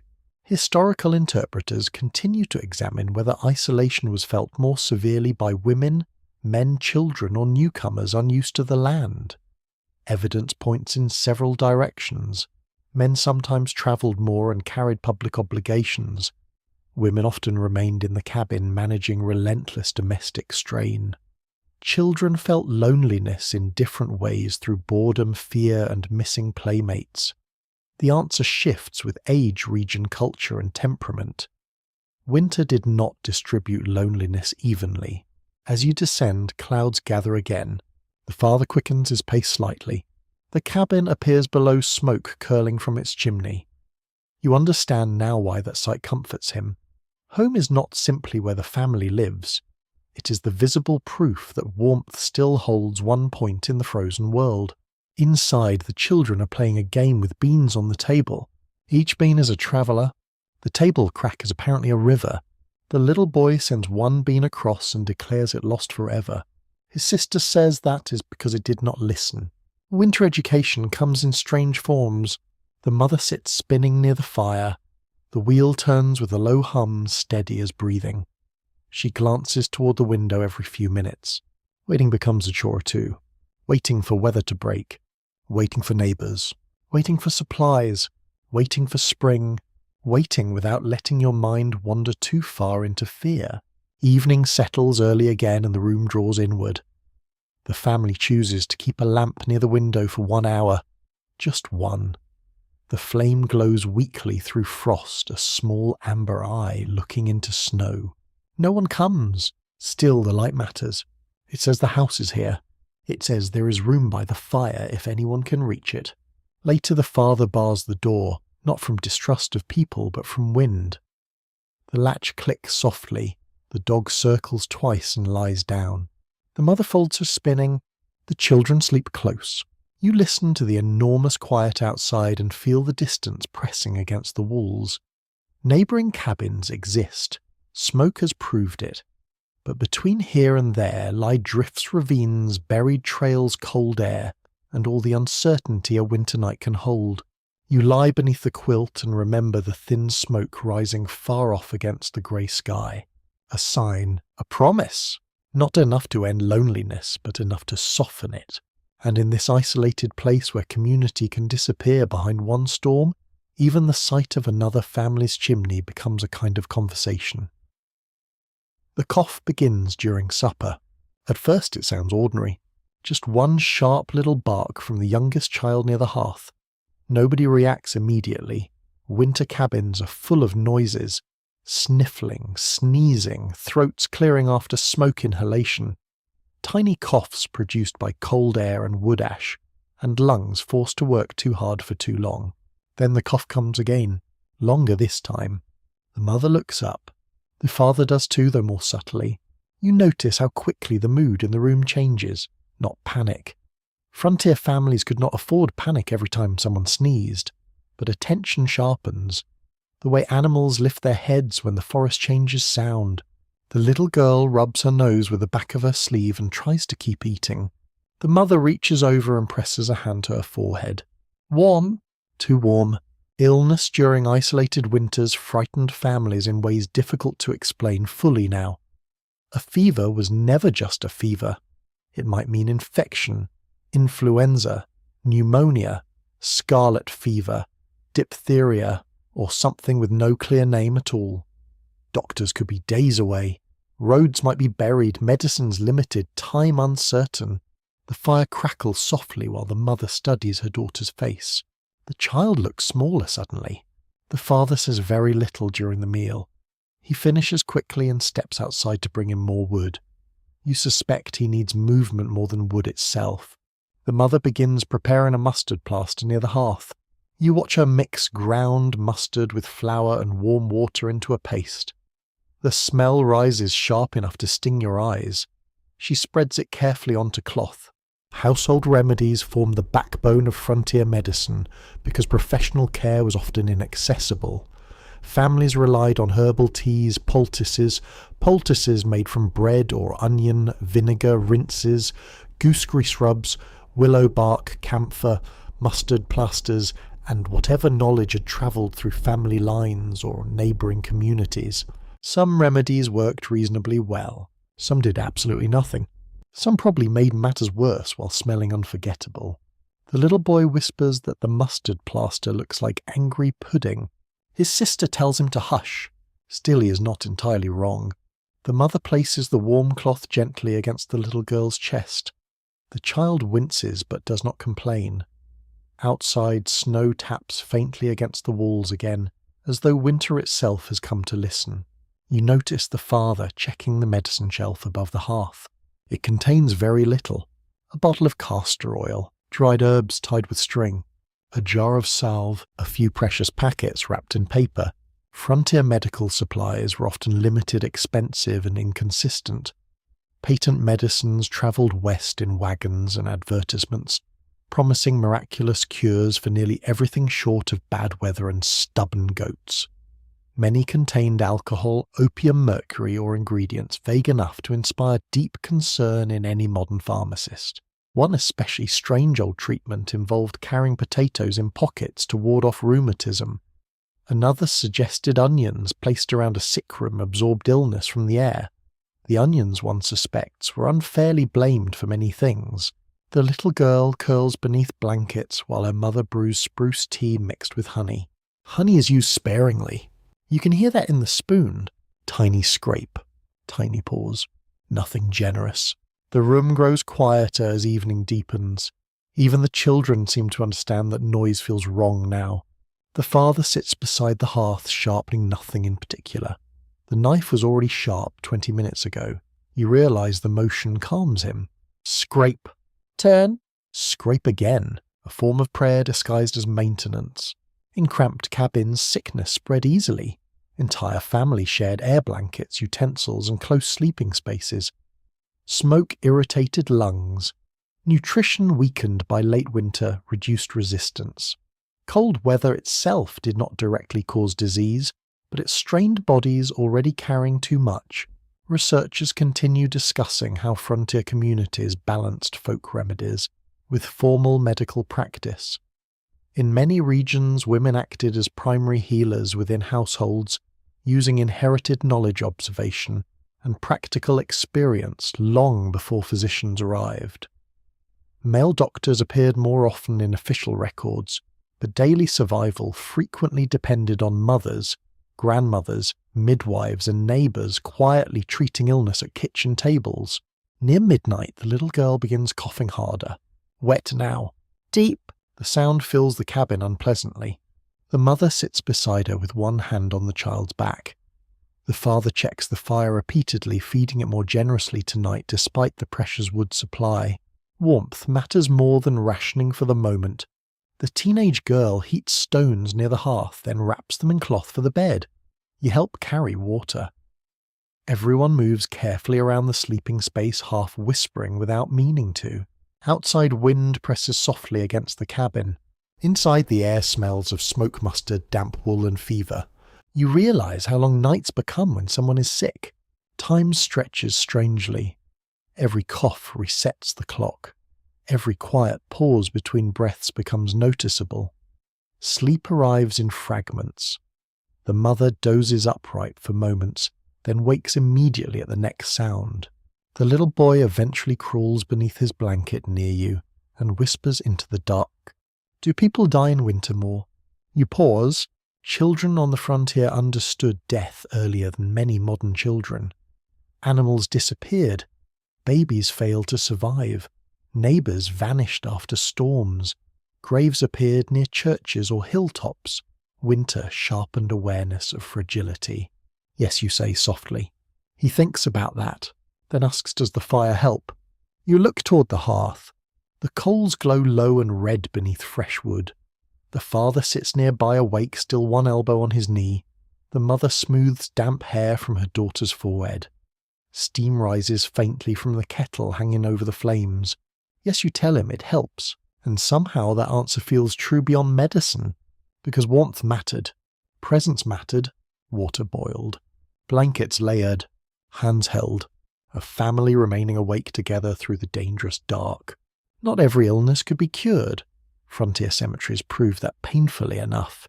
Yet care itself became part of survival. Human closeness against isolation. Routine against fear. Toward dawn, the little girl's fever eases slightly. Not gone, just softer. The mother finally leans back against the wall, exhausted. The father closes his eyes for the first time in hours without truly sleeping. The cabin smells stale now from the long vigil. Candle wax, smoke, wet cloths, human worry. Outside snow reflects the faintest grey hint of morning. Another day. The little girl breathes easier beneath the quilts. The mother notices first, then everyone else. No celebration follows. Frontier people learned caution around hope. Illness could turn suddenly. Recovery came unevenly. Still the room changes. Shoulders lower. Breathing slows. Father sets down the knife at last. And as pale winter light creeps slowly across the frost-lined walls, you understand that isolated frontier families survived sickness, not through certainty, but through endurance. Through long nights beside the fire, through shared exhaustion, through refusing to leave one another alone with fear. The little girl sleeps through most of the morning, and because her fever has softened, the cabin slowly remembers its ordinary noises. Not cheerful noises, exactly. Winter does not hand out cheerfulness like biscuits, but familiar ones. The scrape of the mother's spoon against the kettle, the father's boots near the door, the soft rasp of wool being carded, the dog's tail thumping once when someone says his name. Outside, snow slides from a branch with a muffled little sigh. Children wake into this world without ceremony. They do not step into winter as visitors the way you do. They belong to it. Their bodies know the cold floor, the smoky quilt, the weight of chores before breakfast. Their hands learn early which log's too heavy, which tools are sharp, which hens bite, which snow crust will hold, and which will betray them with comic timing and wet stockings. The little boy is sent to fetch kindling from the covered bin beside the door. He looks deeply offended. Still he goes. His boots are too large, stuffed at the toes with cloth, and each step makes him look like a tiny man arguing with the ground. He returns with bark strips, twigs, and one very proud pine cone. The mother accepts all of it as useful. That matters. Children on the frontier often contributed to family survival from a young age. They carried water-gathered chips from wood cutting, watched animals, sorted beans, minded babies, collected eggs, mended, spun, swept, and learned seasonal work by imitation. Childhood existed, but it was threaded tightly through labour. The boy places the pine cone beside the hearth. For later, he says, as if he is just invested in the household economy, which in fairness he has. The teenage girl sits near the window teaching him letters by tracing them in spilled flour dust on the table. Flour is too precious for play, so this lesson is brief and slightly tense. She uses one finger and writes slowly, A, B, C. The boy copies them with his own finger, then sneezes and ruins C. Nobody praises this achievement. Formal schooling on frontiers varied widely by place wealth, season, and settlement density. Some children attended one-room schools when roads allowed. In winter isolation, lessons often happened at home, if at all squeezed between chores and light. A Bible Prima almanac or borrowed book might become the family library. Reading mattered, but so did bringing in water before it froze. You watch the teenage girl correct his letters with patience that comes and goes like weak sunlight. She's not much older than childhood herself, yet already half adult in the way frontier winters produce. She knows how to milkmen, cook, soothe, carry, count, and stay quiet when adults are worried. She's probably learned too much too early, which is one of history's less charming educational systems. Outside, the father calls for help clearing snow from the chicken shed. The boy volunteers quickly because outside work sounds more heroic than spelling. He changes his mind after 3 minutes. The wind touches his face and his bravery retreats into his scarf. Still he shovels. Small scoops. Frequent complaints. The father lets him complain while working, which seems fair enough. The snow must be moved whether the worker feels poetic about it or not. Children learned winter through their senses. The sting of frozen metal on bare skin. The smell of smoke trapped in hair. The taste of snow that looked clean but perhaps should not have been eaten beside the barn. The numb ache in toes when boots leaked. The joy of hearing ice crack under a thrown stone. The terror of footsteps disappearing in blowing snow. They learned limits because winter taught with consequences. A wet mitten must be dried, a missing cap must be found. A dare to lick the pump handle must be regretted immediately, and ideally not repeated, though children have historically treated good advice as optional research material. There is an old tale, repeated in several cold rural communities, that children were told Jack Frost painted windows at night with a silver brush. Sometimes parents use the story to keep children from scraping frost away too early and letting in more cold. Charming, yes. Also practical. Folklore often arrives wearing mittens. Back inside, the recovered little girl wakes and asks for water. Everyone notices the strength in her voice. The mother gives her warm broth instead. Children's illness shaped family rhythm deeply, but so did children's resilience. They could weaken quickly in cold, underfed conditions, yet they also adapted, found games in scarcity, and made companionship inside cramped spaces. A cabin without children might be quieter, but not always easier to endure. The boy brings his pine cone to his sister and tells her it is treasure. She examines it solemnly. Then she says it looks like a squirrel's forgotten supper. This makes him laugh, and that little laugh changes the room more than the fire does. Laughter in winter is not decoration. It is ventilation for the spirit.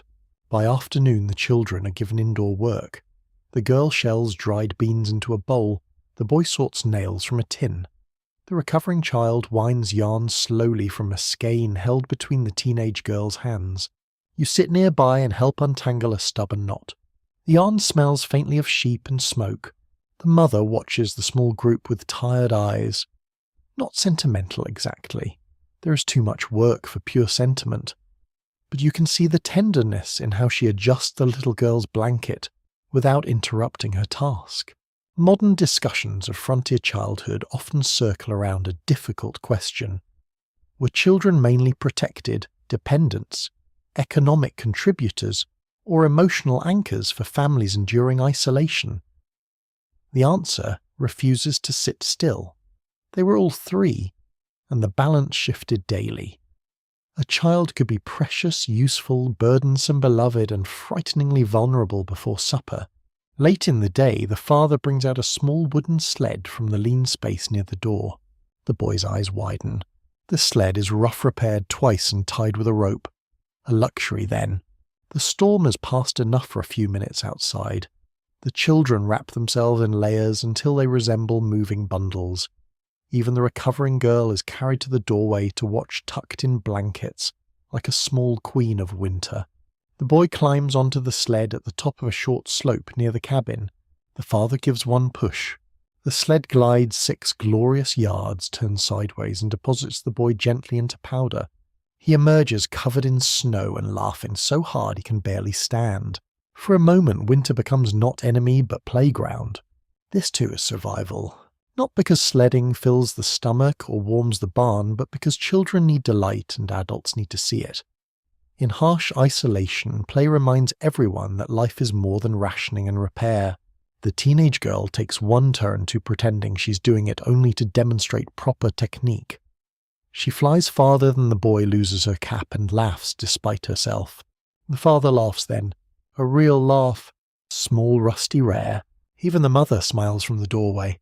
Twilight settles soon after, and everyone returns inside pink-cheeked and damp around the edges. Mittens are hung near the fire. Boots are checked. The boy's pride is enormous. The little girl sleeps again but peacefully now. The cabin resumes its evening rhythm. Soup. Mending. Low voices. Firelight. You look at the children curled close together and understand that winter teaches them everything at once.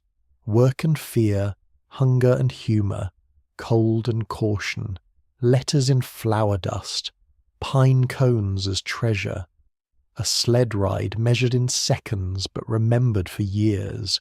Outside, the snowfield darkens beneath the rising moon. Inside, childhood continues quietly, stubbornly beside the hearth. The wind begins telling stories before anyone else does. It moves along the cabin walls in long, low breaths, then slips beneath the eaves and makes the roof beam hum. Snow brushes the window in soft grains. The fire snaps once, then settles into a steady glow. Evening gathers slowly, folding the room inward until everything beyond the frosted glass feels less like land and more like memory. No one suggests going outside now. The barn is fed. The water is drawn. The wood is stacked close enough for morning. The children have eaten. The little girl's cough is softer. The father has checked the door twice, though everyone heard him do it the first time. Now comes the long part. Winter evening. The hours after supper could stretch wider than a field. In frontier households, storytelling, singing, reading aloud, prayers, games, and handwork helped families endure long winter nights. Without radio, television, recorded music, or endless glowing rectangles designed to steal your attention and sell you unusual socks, people made their own sound. A voice in the room mattered. A story could warm more than imagination. The mother sits with her mending basket near the hearth. The teenage girl spins slowly. The father leans back against the wall pipe unlit in his hand because tobacco must be saved. The children arrange themselves on blankets close enough to the fire, for comfort, not close enough to be scolded twice. The little boy asks for the bear story. His sister groans. "You always ask for the bear story." "That is because it has a bear," he says, as though explaining advanced philosophy to a cabbage. The father's mouth twitches. He begins. His voice is quiet, rough from smoke and cold air. He tells of a hunter who followed tracks through winter woods and found not a bear at first, but a hollow tree breathing steam. The children lean closer. Even the teenage girl pretends not to listen while missing no word at all. The story changes as he tells it. You can feel it. He adds details from this very winter, the north fence, the deep drift, the stubborn hen. Oral stories are never entirely fixed. They breathe with the room. They borrow from weather listeners, hunger, fear, and whatever the teller remembers before sleep wins.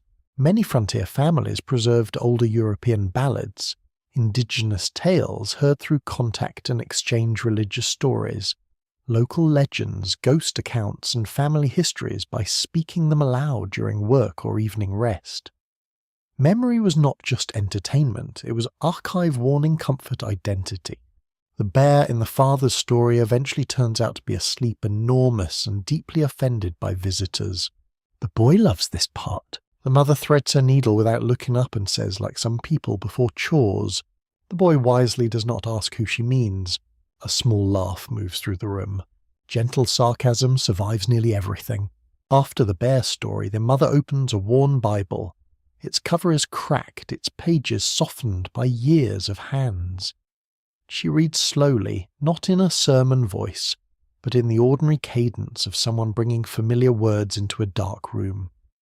Many frontier families relied on scripture reading and prayer as part of nightly routine, especially where churches were distant or services impossible during winter. Religion offered structure, explanation, discipline, and consolation, though each household carried it differently. You listen to the rhythm more than the meaning. The fire breathes. The wheel hums. Her voice rises and falls.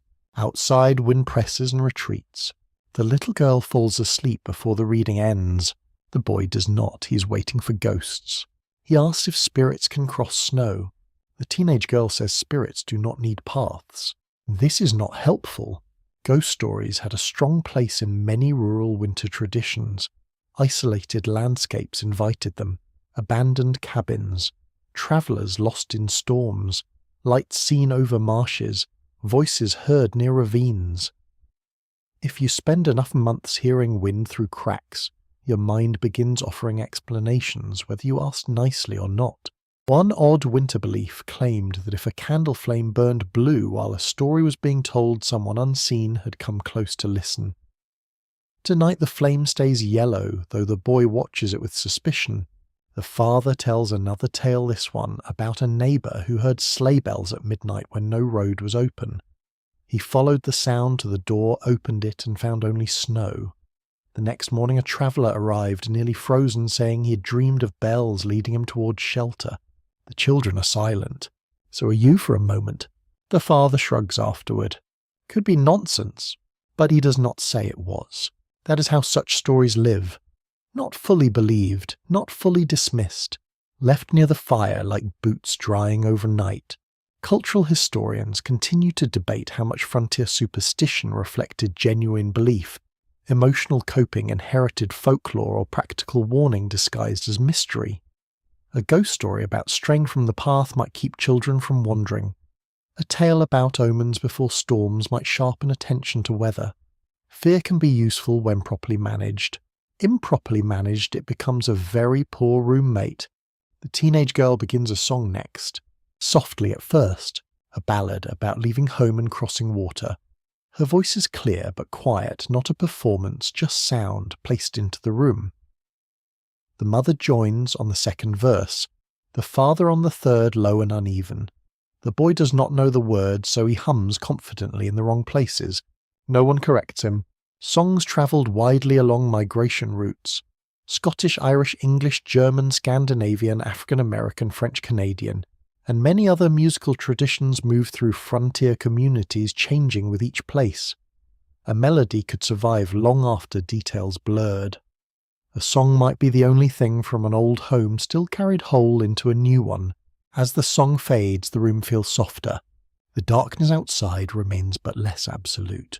You understand now that stories do something practical here. They create company when neighbours are unreachable. They give fear a shape small enough to hold. They make children laugh. They let adults speak indirectly about danger, loss, hunger, and hope, without naming each one too heavily. The mother tells a memory next, not quite a story of her own childhood winter farther east. A river frozen hard enough for wagons. A church supper with candles in every window. Her mother's hands smelling of yeast and apples. Her voice changes while she speaks. The cabin listens. Even the father looks into the fire as though seeing that river. Memory becomes another preserved food brought out carefully when spirits need feeding. Later the boy asks if spring has stories too. The mother says spring has mud, which is nearly the same thing. He accepts this. The fire lowers. The wheel stops. The needle is tucked away. The Bible is closed and placed back above the hearth. Outside, the wind continues moving over the snow, carrying nothing human. No bells, no voices, only the long white night. But inside, the room has been filled with bears, with ghosts, with songs from old countries, with scripture, with jokes, with the memory of apples. You lie beneath the quilt and feel how storytelling lingers after voices stop. The walls seem less close, the storm less lonely, the dark less empty. And as sleep begins gathering at the edges of your thoughts, you understand that frontier families survived isolation, not only with wood, water, food, and wool. They survived with words, softly spoken, passed hand to hand through the dark. The storm arrives without a clean beginning. One moment the world outside is grey and tense, the next it is moving. Snow lifts from the ground as much as it falls from the sky. It streams past the window in pale ribbons, then twists upward, sideways, downward again, until direction itself begins to feel unreliable. The cabin disappears into weather. The barn vanishes first, then the woodpile, then the nearest tree. By noon there is no horizon, only white motion. You stand near the window and try to make sense of it, but your eyes cannot hold anything steady. The glass is filmed with frost, and beyond it the storm keeps erasing every edge. The father pushes the door open only a handspan. Wind punches through the gap, carrying snow across the floor in a thin glittering line. The candle flame leans sharply. The youngest child gasps at the cold. The father closes the door again and drops the bar. No barn trip unless necessary. No old trip. No foolishness. Blizzards were among the deadliest dangers of frontier winter, especially across open plains where wind could turn loose snow into a blinding wall. People lost their way between house and barn school and home fence and door. In some regions, families tied ropes between buildings for guidance because sight could fail within steps. The mother checks the water bucket. Half full. The father checks the wood stacked indoors. Enough for the day, perhaps the night if used carefully. The teenage girl checks the little girl's cough. Better, but not gone. Everyone measures something. Storm days make the cabin feel both safer and more fragile. The walls hold yes, but the world outside is pressing against them with patient force. Snow collects along the door. Wind tests the roof. Smoke stutters in the chimney when gusts drive downward. The fire behaves oddly, flaring, shrinking, flaring again. The father watches it closely. A blocked chimney during a storm could fill a cabin with smoke. Snowdrifts might cover low openings. Ice could narrow the draft. Families sometimes had to climb onto roofs or dig around walls in dangerous weather just to keep air moving. Nothing says peaceful winter like fighting your own chimney for the right to breathe. A heavy thump shakes the roof. Everyone looks up. Snow sliding, perhaps, or a branch, or something loosening. The cabin waits. Nothing follows. The little boy whispers, "Is the roof tired?" The mother says, "Not as tired as I am." That settles it. The storm continues. Time becomes strange.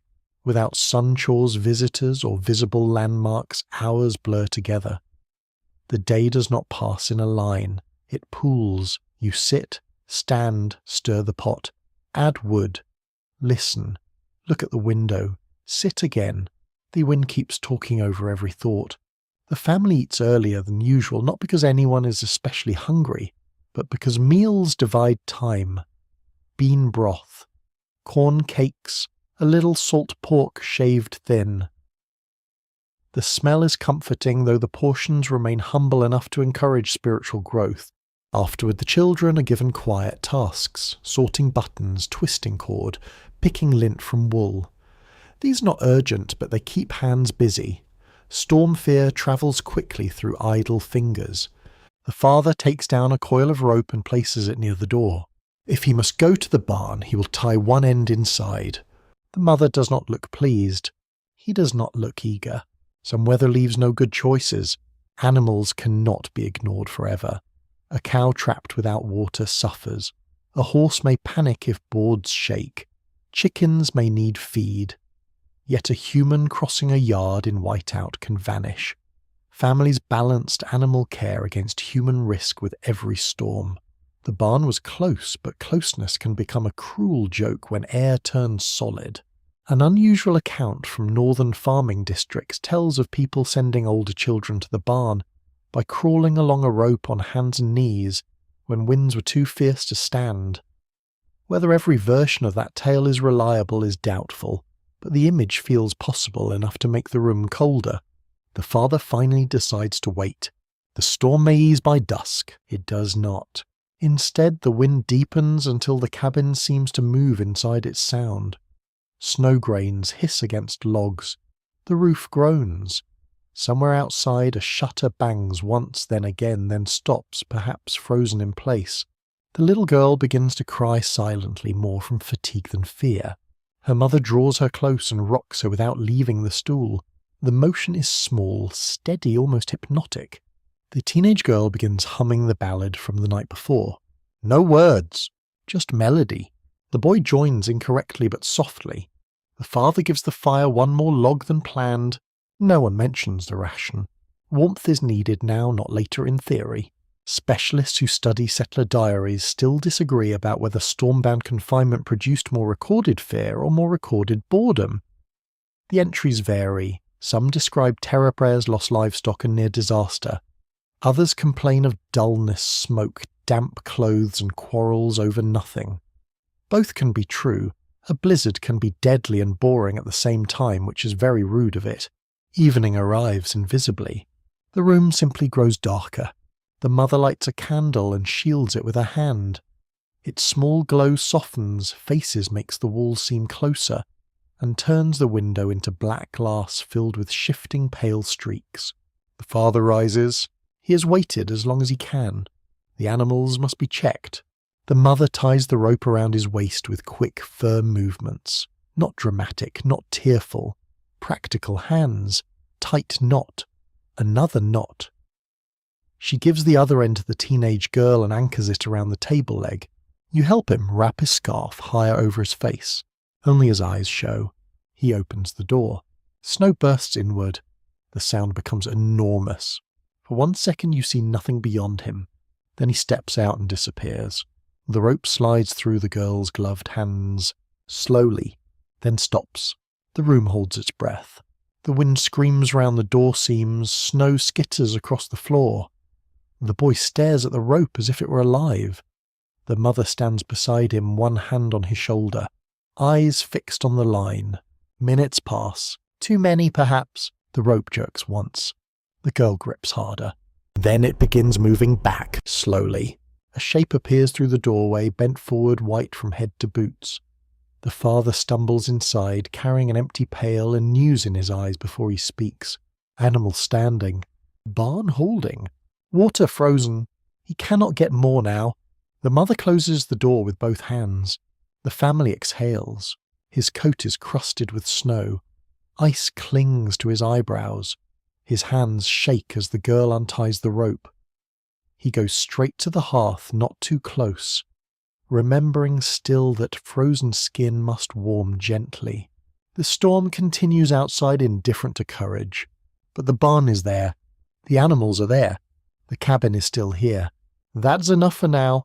Later, when everyone lies down, the wind remains loud enough to enter dreams. Snow packs against the walls.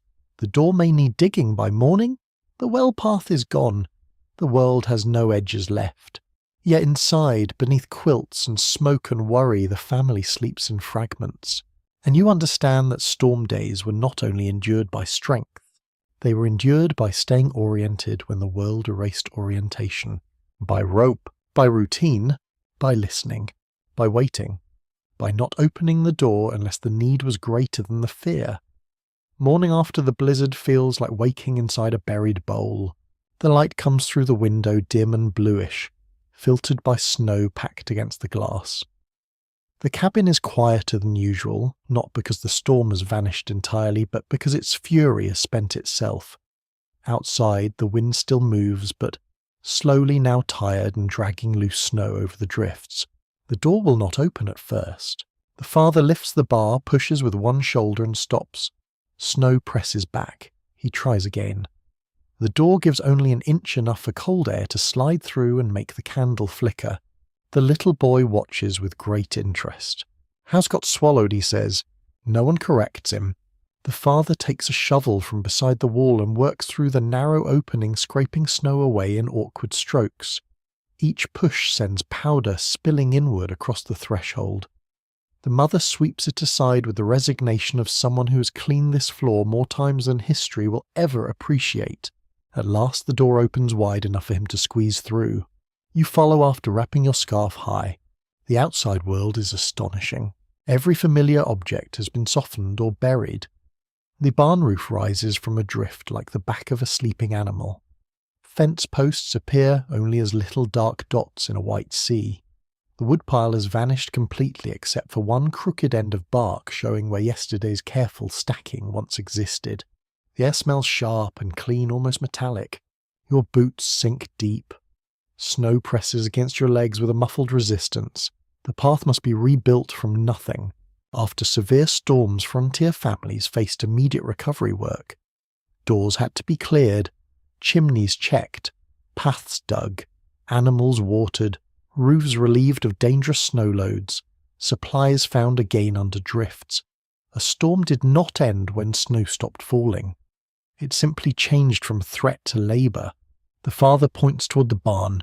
"First priority." You and he dig forward in a narrow trench while the teenage girl follows, stamping the path firmer with small forceful steps. The shovel bites, lifts, tosses. Bites, lifts, tosses. Your shoulders protest. Your breath comes loud inside the scarf. At the barn door, snow has sealed the lower boards. The father cuts it away with the shovel edge. When the door finally opens, warm animal smell rolls out so strongly it feels almost visible. The cow lows immediately. Very accusing. The animal survived the night, but the water trough is frozen hard. The horse's mane carries frost near the tips. Chickens cluck in their corner as though they personally invented suffering. The father checks each animal while the girl fetches feed. High supply lower. Water urgent. No drama, just arithmetic. The family melts snow in kettles for the animals because the well path is still buried. This takes hours. A pot full of snow becomes a discouraging amount of water and livestock drink as if they have never heard of fuel conservation. The cow lowers her head eagerly to the bucket and you cannot blame her. Hunger becomes sharper after storm days because storms interrupt routine. The family has eaten, yes, but lightly. Work now demands more energy precisely when food must still be stretched. Winter does enjoy arranging problems in layers like a deeply unpleasant cake. Inside the cabin, the mother begins cutting bread into thinner slices. Not dramatically thin, just enough that everyone notices. The father brings in a few pieces of buried firewood, knocking snow from them near the door.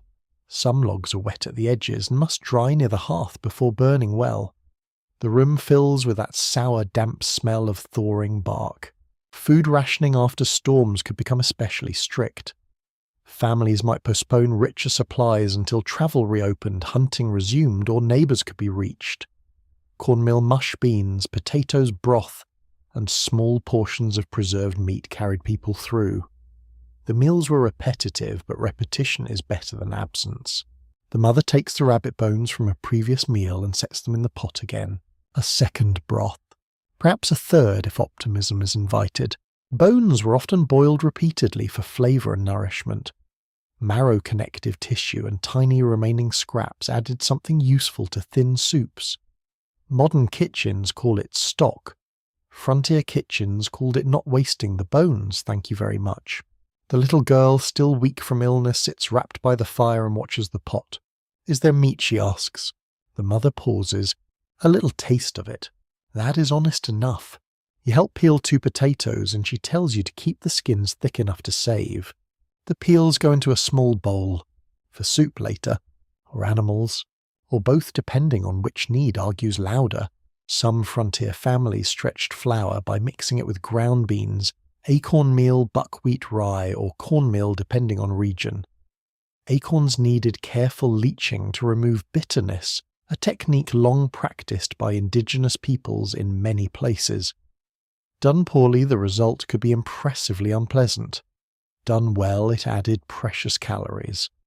The line between traditional food and emergency food often depended on who was preparing it and how much knowledge they carried.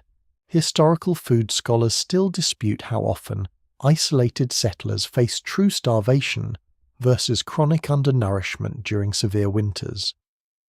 Diaries sometimes understate hunger from pride habit or religious restraint. Official reports often notice disaster only after the worst occurs, yet household details tell their own story. Smaller portions, reused bones, children fed first, adults claiming not to be hungry. Hunger leaves fingerprints even when no one writes its name. By afternoon, the father considers setting snares near the brush line. Fresh tracks might appear after the storm. Rabbits often moved along sheltered edges once wind settled. A snare could work while humans slept, a quiet bargain of bent sapling cord and patience. Trapping conserved ammunition, and sometimes brought in food when hunting was too costly. You go with him to the thicket beyond the barn. The snow there lies deep but softer beneath the trees. Branches droop low, brushing your shoulders and dropping powder down your collar with unacceptable intimacy. The father shows you a narrow run where small tracks indent the snow. Rabbit. He sets the snare with careful fingers. Cord loop, bent twig, a little guide of sticks. Not cruelly done for sport, done because children need broth. The forest is silent except for the creak of snow underfoot. You smell pine resin and cold bark. Somewhere high above, a bird gives one thin call and stops. When you return, the cabin smells of broth, thin, smoky, comforting. The children receive bowls first. The little girl drinks slowly, both hands around the cup. The boy searches for meat, finds a single thread of it, and looks as proud as if he has discovered a continent. Adults eat afterward. Smaller bowls, more silence.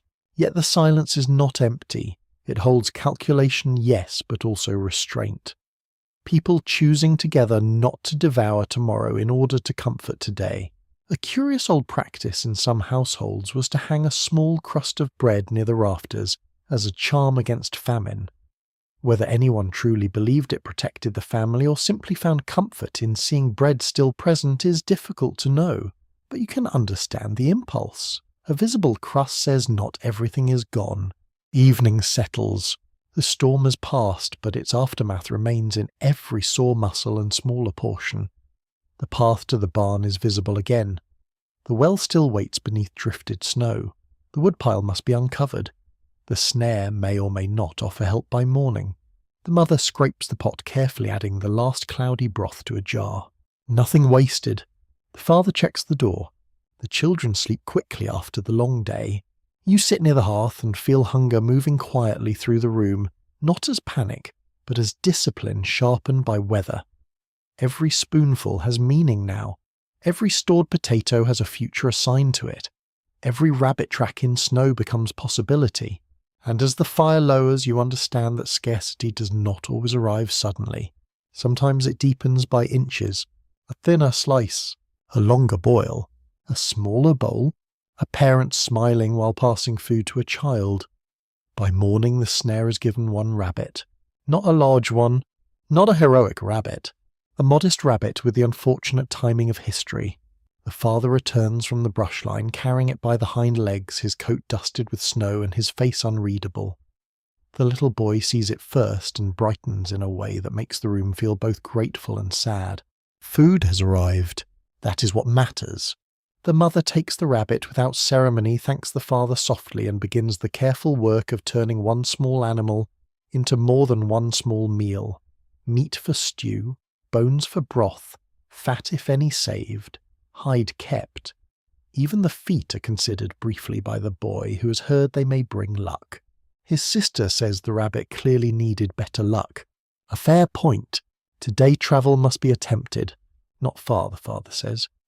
Just to the ridge and perhaps beyond toward the nearest neighbour if the drift allow. The storm has passed, but aftermath travel can be more dangerous than the storm itself. Snow hides, ice crusts, hollow drifts, fallen branches and stream edges. A clear sky tempts people into distances their bodies cannot afford. Still, isolation cannot be obeyed forever. The family needs news, perhaps flour. perhaps help digging the well path fully, perhaps simply proof that the neighbour whose smoke you saw still has a door that opens. The mother packs a small bundle, a corn cake wrapped in cloth, a bit of dried apple, a flask of warmed water. The father checks his boots and ties extra cloth around his lower legs to keep snow out. He carries the musket not because he expects trouble from people, but because game might appear and wolves do not send polite invitations.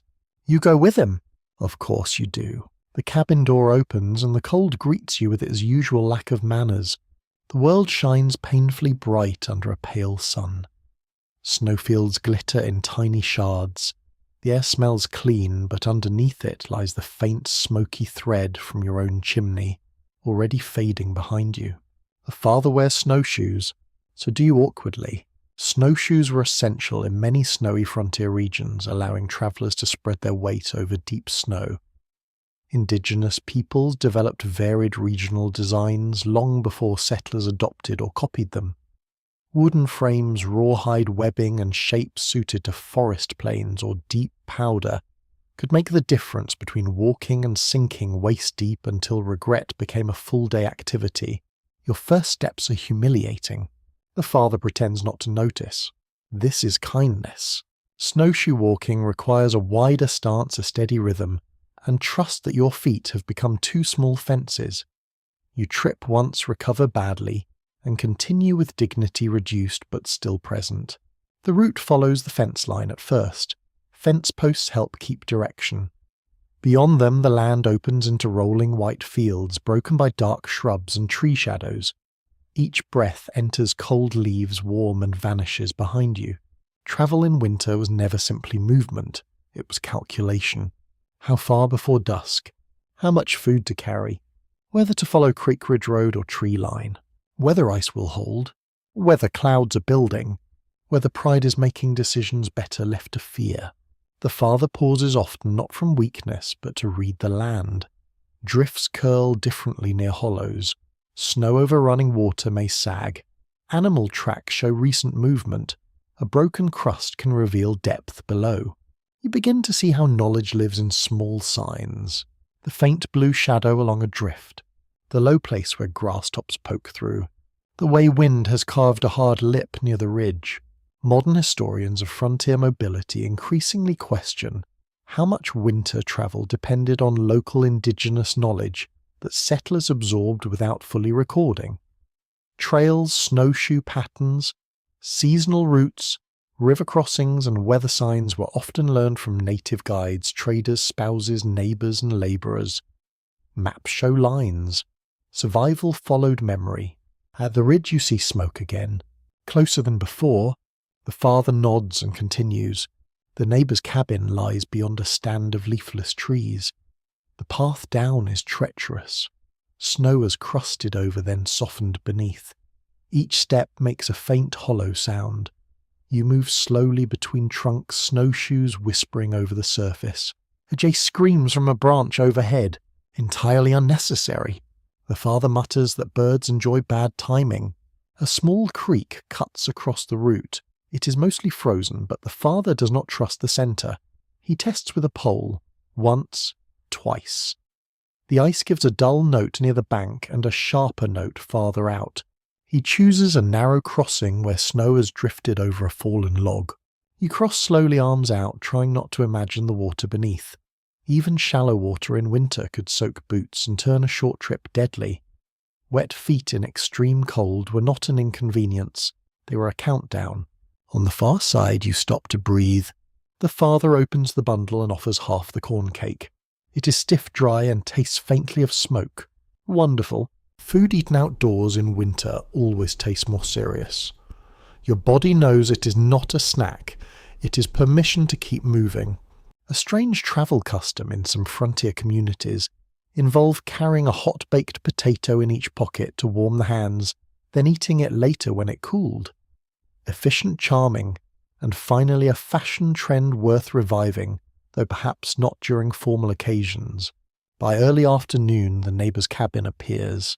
At first it is only smoke, then roofline, then wall, then a door opening before you reach it. A man steps out older than the father beard, white with frost. Behind him, a woman stands wrapped in a shawl. Their faces change when they recognize visitors. Relief arrives before words. No grand greeting, just hands clasped. "You made it!" We saw smoke. That is enough. Inside their cabin, the air is warmer than expected and smells of cabbage smoke and coffee so weak it is almost a rumour. Still coffee. The father accepts a cup like a sacred object. News is exchanged in fragments. The road to town remains blocked. Another family lost 2 sheep. A baby was born before the storm. No mail since New Year. There may be flour to spare if traded for salt pork later. No doctor within reach. Everyone listens closely. News in winter is food for decision-making. It tells families whether to travel, weight-share ration, celebrate, mourn, or prepare. The neighbour woman asks after the little girl's cough. The mother's worry has travelled here ahead of you somehow, through smoke memory and ordinary concern. She sends back a packet of dried horehound leaves for tea. Whether it will help or not, the kindness does. The visit cannot last. Daylight is brief. The father stands too soon but wisely. Lingering has consequences. Warm rooms make leaving harder, and the cold outside does not soften because conversation was pleasant. The return journey feels longer. It always does. Your legs ache from the wide snowshoe stride. Shadows lengthen across the snow. The air grows sharper as the sun lowers. You follow the father's tracks back, grateful for each indentation. Near the creek, wind rises, just enough to remind you who owns the season. By the time the home cabin smoke appears, your shoulders loosen with relief you did not realize you were holding. The mother opens the door before you knock. Warm air spills out. Children crowd behind her. You bring in news horehound leaves and the knowledge that the nearest neighbours still live. For tonight that is almost as nourishing as meat. Later, as rabbit stew simmers thinly and everyone listens to the father recount the journey, you feel the cabin expand in invisible ways. It is still one room, still cold near the walls, still short on flour, but the world beyond it has returned. There are neighbours. There is a baby born. There is possible trade. There is a trail difficult but real. And you understand that winter travel was dangerous not because people were reckless, but because isolation itself demanded movement sometimes. A mile could cost dearly, yet a mile could also carry medicine, news, food, comfort, and proof that no family was entirely forgotten beneath the snow. The cabin belongs to the mother in ways nobody says aloud, not because the father lacks authority, not because the children fear her more, but because winter passes through her hands before it reaches anyone else. You begin noticing this slowly. The father cuts wood. She decides how quickly it burns. The father traps rabbits. She turns 1 rabbit into 3 meals and a lining for mittens. The children outgrow boots. She stuffs the toes patches, the seams, and somehow convinces leather to survive another month. Even the mood of the room bends gently around her work. This morning she wakes before everyone again. The fire has nearly died. Ash glows faintly red beneath the crust. The cabin air tastes stale from sleeping bodies, smoke and damp wool drying overnight. Frost feathers spread along the corners of the window like silver ferns. The mother kneels beside the hearth. You hear the familiar rhythm. Ash brushed aside. Coals gathered. Tinder placed. Breath offered carefully. A small flame catches. Then another. Within minutes the room begins changing from shelter into household again. This kind of labour rarely announces itself dramatically in frontier histories, yet domestic management often determined whether families endured winter successfully. Food preservation, fuel rationing, sewing, nursing, laundry, candle making, soap production, childcare, cooking, water heating, cleaning, inventory keeping, and emotional steadiness all rested heavily on women's work in many settler households. The mother checks the flour sack next. Not much remains. You can tell by the way she lifts it. No scales needed. She knows by weight, by sound, perhaps even by the stubbornness of the cloth itself. She adds ground corn to stretch the flour before mixing dough. The bread will be denser now. Everyone will notice. No one will complain. The little boy wakes smelling bread before he opens his eyes. This feels like one of humanity's more reliable instincts. He shuffles toward the fire wrapped in a blanket, hair standing in several directions at once. The mother hands him a task before he can become decorative instead of useful. Shell peas. He sighs with the sorrow of a tiny exhausted philosopher. Still he shells peas. The teenage girl begins carding wool beside the window while the mother cuts strips from an old petticoat too worn for repair. The fabric becomes patches, ties, rag stuffing, cleaning cloths, perhaps quilt squares later. Nothing ends as only one thing here. A dress becomes a blanket becomes patches, patches become rag strips become kindling. The frontier economy of cloth borders on alchemy. Some women kept scrap bags filled with buttons, hooks, lace fragments, yarn, bits, ribbon and fabric too small to seem useful, until suddenly it became extremely useful.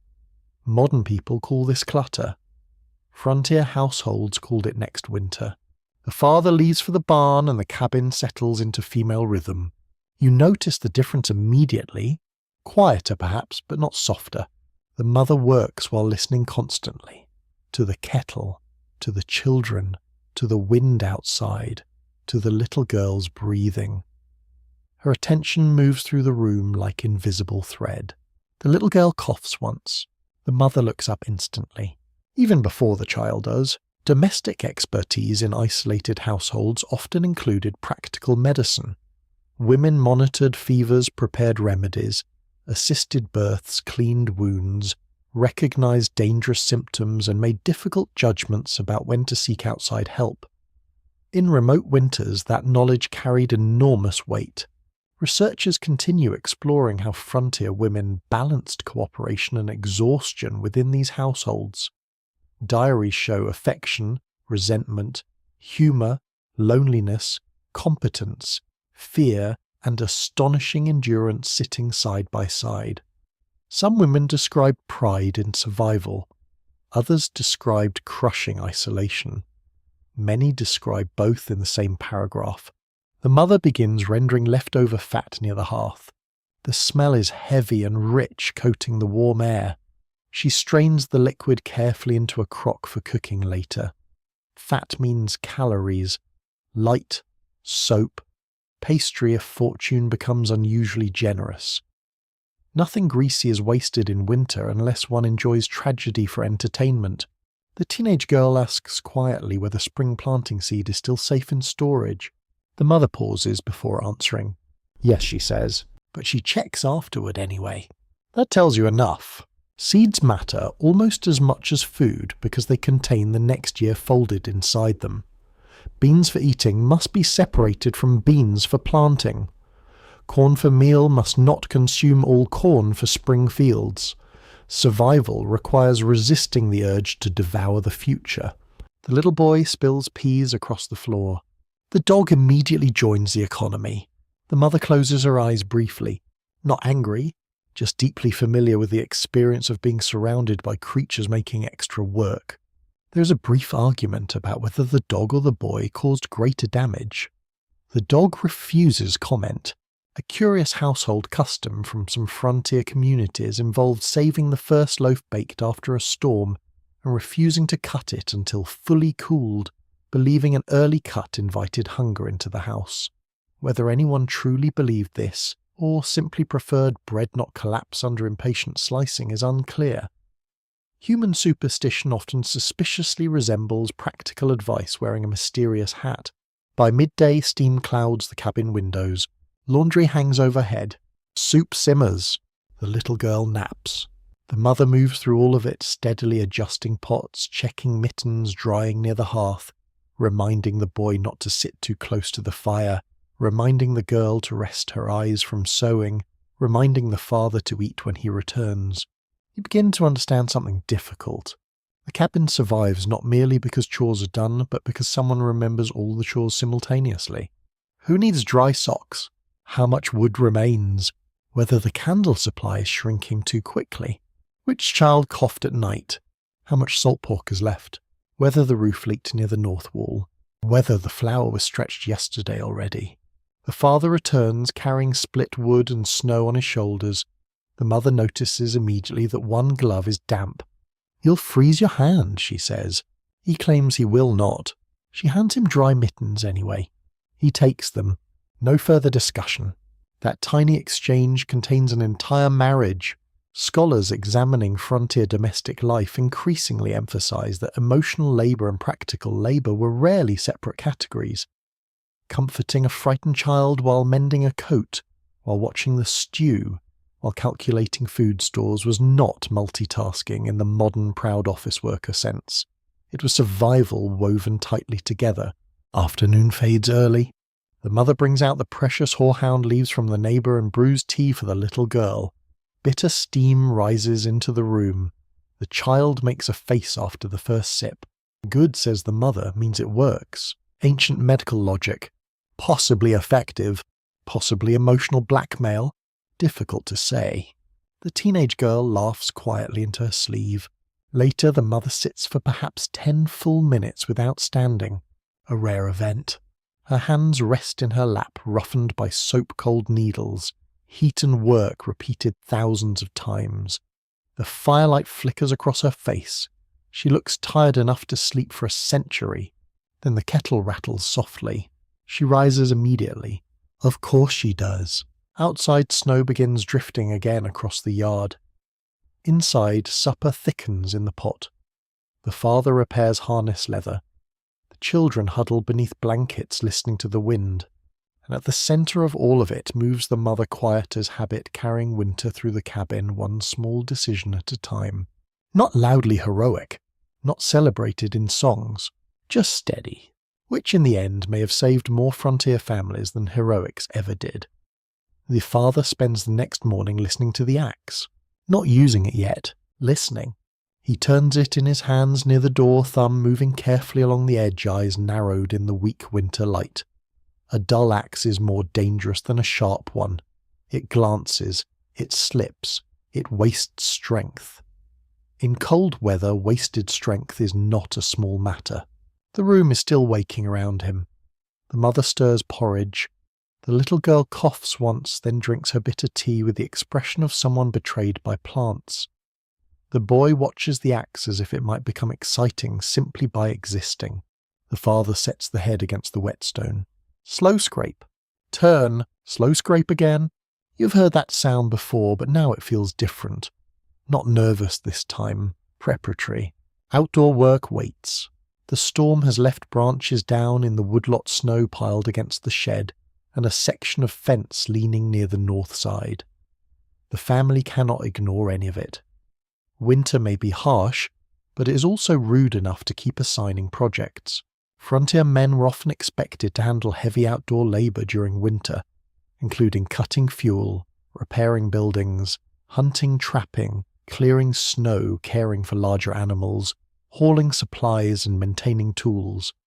These tasks were not only about strength, they required judgment. A bad decision in cold weather could injure a body, kill an animal, or leave a household without fuel. The father wraps his scarf, pulls on dry mittens and nods toward the door. You follow. Outside, the ski is clear and painfully bright. The snow reflects so much light that your eyes water. The air bites at any exposed skin. It is the kind of cold that makes every sound sharper. The axe rests over his shoulder. You walk toward the woodlot behind the cabin, following a packed trail between dark trunks. Snow lies heavy on pine boughs. When wind shifts, powder falls in sudden soft showers pattering over coats and hats. The smell of resin is strong where branches snapped during the storm. The father stops beside a fallen limb as thick as your thigh. Good wood, he says. That is high praise in this season. Fuel cutting was one of winter's central burdens.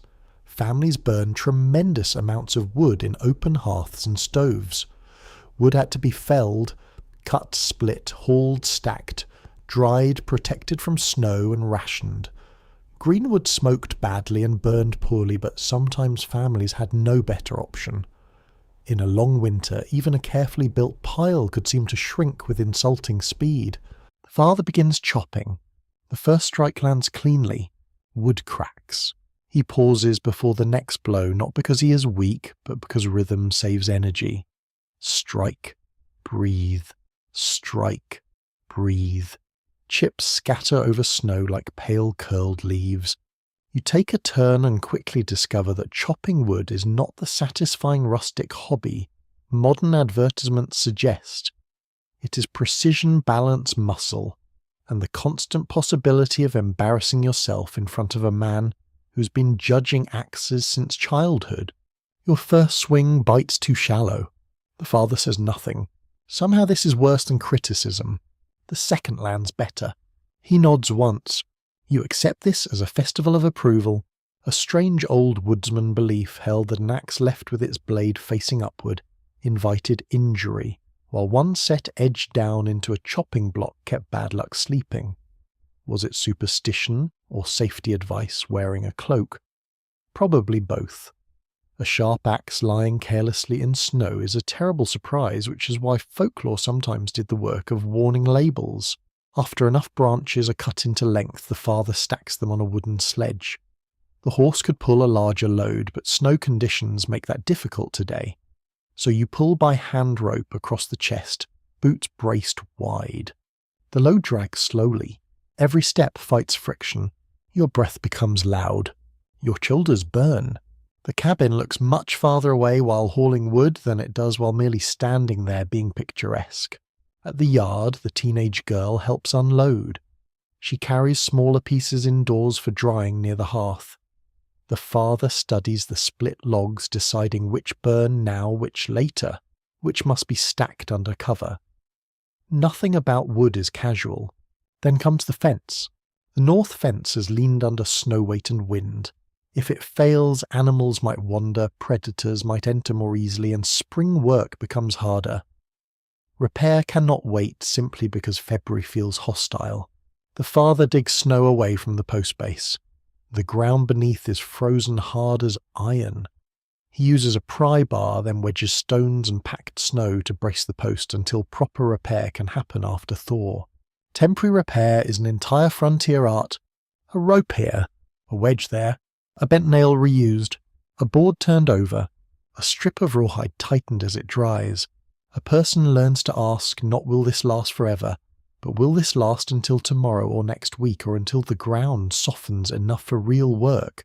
Historical accounts sometimes portray frontier masculinity as rugged independence, but many modern scholars question that simple image. Men depended constantly on women's household management, children's labour, neighbour networks, borrowed tools, traded knowledge, indigenous techniques and animals. Endurance was real, but independence was often exaggerated later by people who enjoyed tidy myths more than muddy realities. The father works quietly at the fence, jaw tight. You notice his hands, cracked skin around the knuckles, old scars, nails darkened by soil and pitch, a small split reopened by cold. These hands have built broken, repaired, butchered, hauled, dug, lifted, carried, and held children by firelight. He does not speak of exhaustion. That does not mean it is absent. Men on isolated frontiers carried pressures of provision and protection that could become heavy in winter. If food ran low, if fuel failed, if animals died, if a journey went wrong, responsibility pressed inward. Some wrote of worry in diaries, some buried it in work, some drank when spirits or cider were available, some simply grew quieter. By afternoon he decides to check the trapline beyond the creek. The mother watches from the doorway, not forbidding, not approving, just measuring daylight with her eyes. He chooses a shorter route. You go again, though your body has begun composing a formal complaint. The woods beyond the creek are still. Snow muffles every step. The trapline brings little success. One empty snare, one sprung trap with nothing in it, one set ruined by drifting snow. The father resets what he can. His face gives away nothing, but his shoulders seem lower.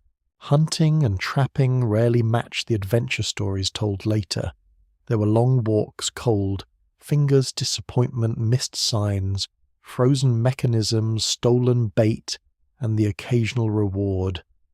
Game could help a family survive, but relying on it entirely was risky. Animals moved unpredictably, and severe weather shaped their patterns as surely as it shaped human lives. On the way back, you see wolf tracks crossing the trail. The father stops. The prints are large, clean, recent enough to matter. He studies their direction, toward the far ridge away from the barn for now. Still, he marks the place with a broken branch. The wolf itself remains unseen, which somehow makes it larger in imagination. The father says only best pen the sheep tight tonight. Back at the cabin, the mother reads his face before he speaks. No game. Tracks nearby. Fence braced. Wood brought in. She nods and adjusts supper without comment. That is another form of partnership. Not every disappointment requires words. Evening settles with a dull ache in your arms and back. The father sits near the fire repairing a harness strap, though his hands move more slowly now. The little boy brings him the proud pine cone from days before and places it beside him. For good fire, he says. The father looks at it, then at the boy. Good fire, he agrees. Later, the pine cone burns fast and bright, flaring cheerfully for a brief moment before settling into coal. The boy beams. The father smiles small and tired. And you understand that endurance here is not the absence of weariness. It is continuing while weary, breaking wood, mending fences, reading tracks, returning empty-handed, taking dry mittens when told, smiling at a child's pine cone because the child needs his gift to matter. Outside, the wolf tracks vanish beneath new powder. Inside, the father leans back near the hearth, eyes half-closed, hands still open as if ready for the next repair. The wind changes first. Not warmer exactly, just different. You notice it while carrying water from the half-cleared well path. The air no longer slices quite so sharply across your cheeks. Snow along the roof edge softens enough to drip once, then freeze again before hitting the ground. Tiny signs.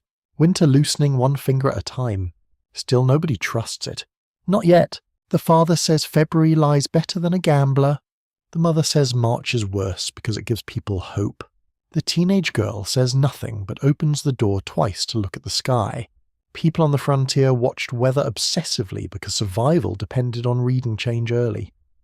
A faint thaw might mean easier travel collapsing ice, muddy roads, roof leaks, or the chance to reach neighbours before the next storm closed everything again.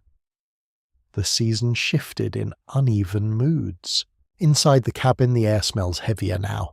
Damp wool, smoke, wet boots beginning to thaw by the fire, a faint earthy scent from mud hidden beneath the snow outside. The little boy notices it too. Smells like ground, he says. He sounds surprised the earth still exists. The father decides it is time to check the river crossing beyond the ridge.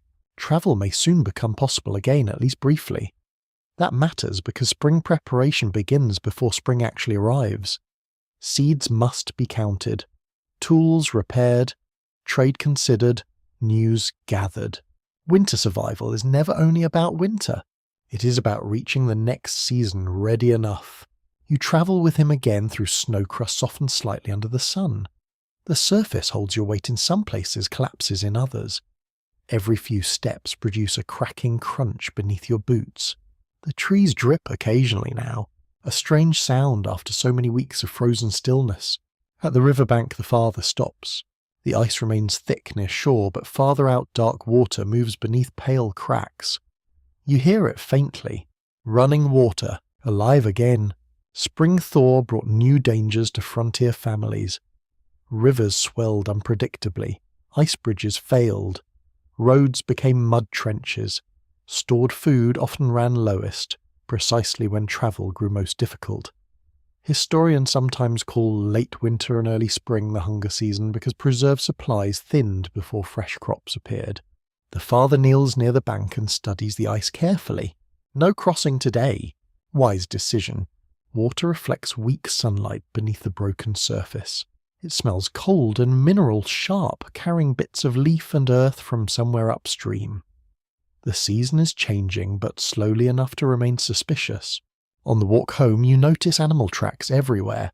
More rabbits. Fox. Deer. The woods feel restless. A crow watches from a branch overhead and lets out one rough cry like an insult aimed generally at existence. Some rural traditions claim the first crow call heard after deep winter signaled approaching thaw. Others warned that hearing birds too early meant another storm waited behind the clouds.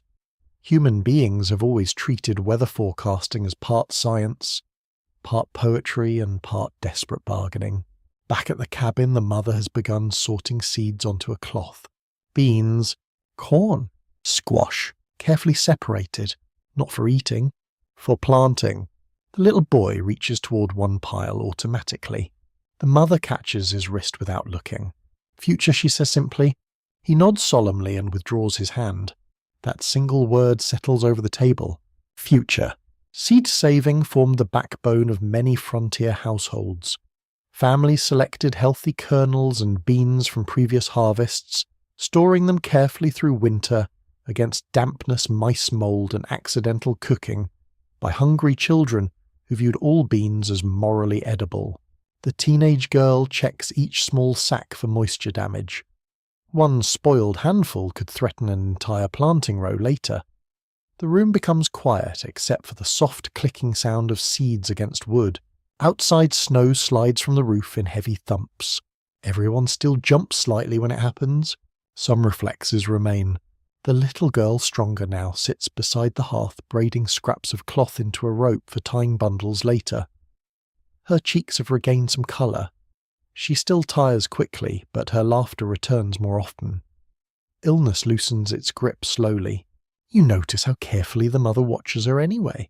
Recovery is trusted less than sickness. The father begins repairing a plough blade indoors near the fire. The metal smells faintly rusty and cold. He rubs oil across it with a cloth, while explaining where the ground softens first once thaw arrives. Near the southern slope, near the creek, never under the pine shadows. His voice carries anticipation now, though cautious. Frontier men often spent winter maintaining tools for spring planting because once thaw arrived, labour accelerated brutally. Delays cost crops. Crops cost survival. The entire year balanced uneasily on timing. Scholars continue discussing whether frontier families experience late winter primarily with relief or dread. Evidence points toward both. Spring promised movement, planting visitors, fresh milk and green life. It also promised mud flooding, exhausting labour disease spread, and the realisation that winter stores were nearly gone. Even hope arrived carrying chores. The mother prepares a thinner stew tonight. Not alarmingly thin, just enough for adults to notice. The father eats slowly and asks whether there are still dried apples left. Some, she says. Not many. No one asks how many. The little boy announces confidently that spring rabbits will soon become careless. The father replies that rabbits are never careless. Then how do you catch them? They have worse days than we do. Fair enough. After supper, the teenage girl opens the door briefly before dark fully settles. The air entering the cabin smells different now. Not warm, but softer, like snow and wet bark instead of iron. Far away water drips steadily from a tree branch. One drop, another. The rhythm feels almost shocking after months of freeze and silence. There are still storms ahead. Everyone knows that. Another blizzard could arrive tomorrow. Snow remains deep across the fields. The river still hides dangerous currents beneath ice. Yet change has entered the season. You see it in the father's repaired tools lying near the wall, in the mother guarding seeds like treasure, in the children speaking of planting rows instead of endless snowdrifts, in the horse growing restless inside the barn, in the crows, in the dripping roof edge, in the smell of ground beneath the cold. The family gathers near the hearth after dark. The fire burns lower tonight because less heat is needed, just slightly less, but enough for notice. The mother sews by candlelight. The father sharpens the plough blade one final time. The children drift towards sleep. Outside, the frozen world creaks softly as ice shifts somewhere beyond the trees. You sit listening to the faint sounds of thaw beginning its slow work under the snow. Not victory yet, not safety, but movement. And you understand something frontier families learned every year. Winter never truly ended in a single moment.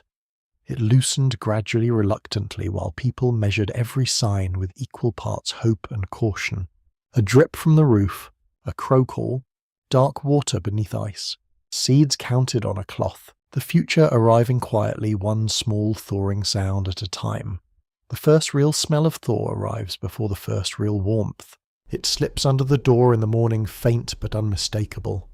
Wet earth, old leaves, damp bark, something hidden for months beginning to breathe again. The cabin still holds smoke and wool and boiled grain, but beneath it now comes that darker scent from outside, the smell of ground remembering itself. You notice everyone noticing. The mother pauses over the kettle. The father glances toward the window. The teenage girl smiles before she catches herself. No one celebrates too loudly.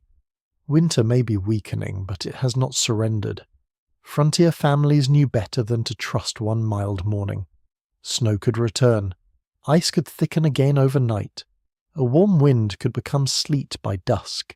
Spring in these places arrived like a guest who kept stepping in and out of the doorway, tracking mud everywhere naturally. Still something has changed. The roof drips steadily now. Not one cautious drop, but a rhythm. Tap, pause, tap, tap. Water falls from the eaves into little pits in the snow below. The sound feels almost musical after months of dry cold. The father opens the door and stands listening. Bird song, thin, uncertain, but real. A small bird flits among the bare branches near the woodpile, shaking droplets from twigs. The little boy sees it and announces that winter is finished. The father says Winter heard that and is now offended. A fair warning. The yard has become treacherous. Snow softens underfoot, then collapses into slush. Beneath it lies ice, smooth as glass. Mud waits below that. Every step becomes a negotiation among three unpleasant textures.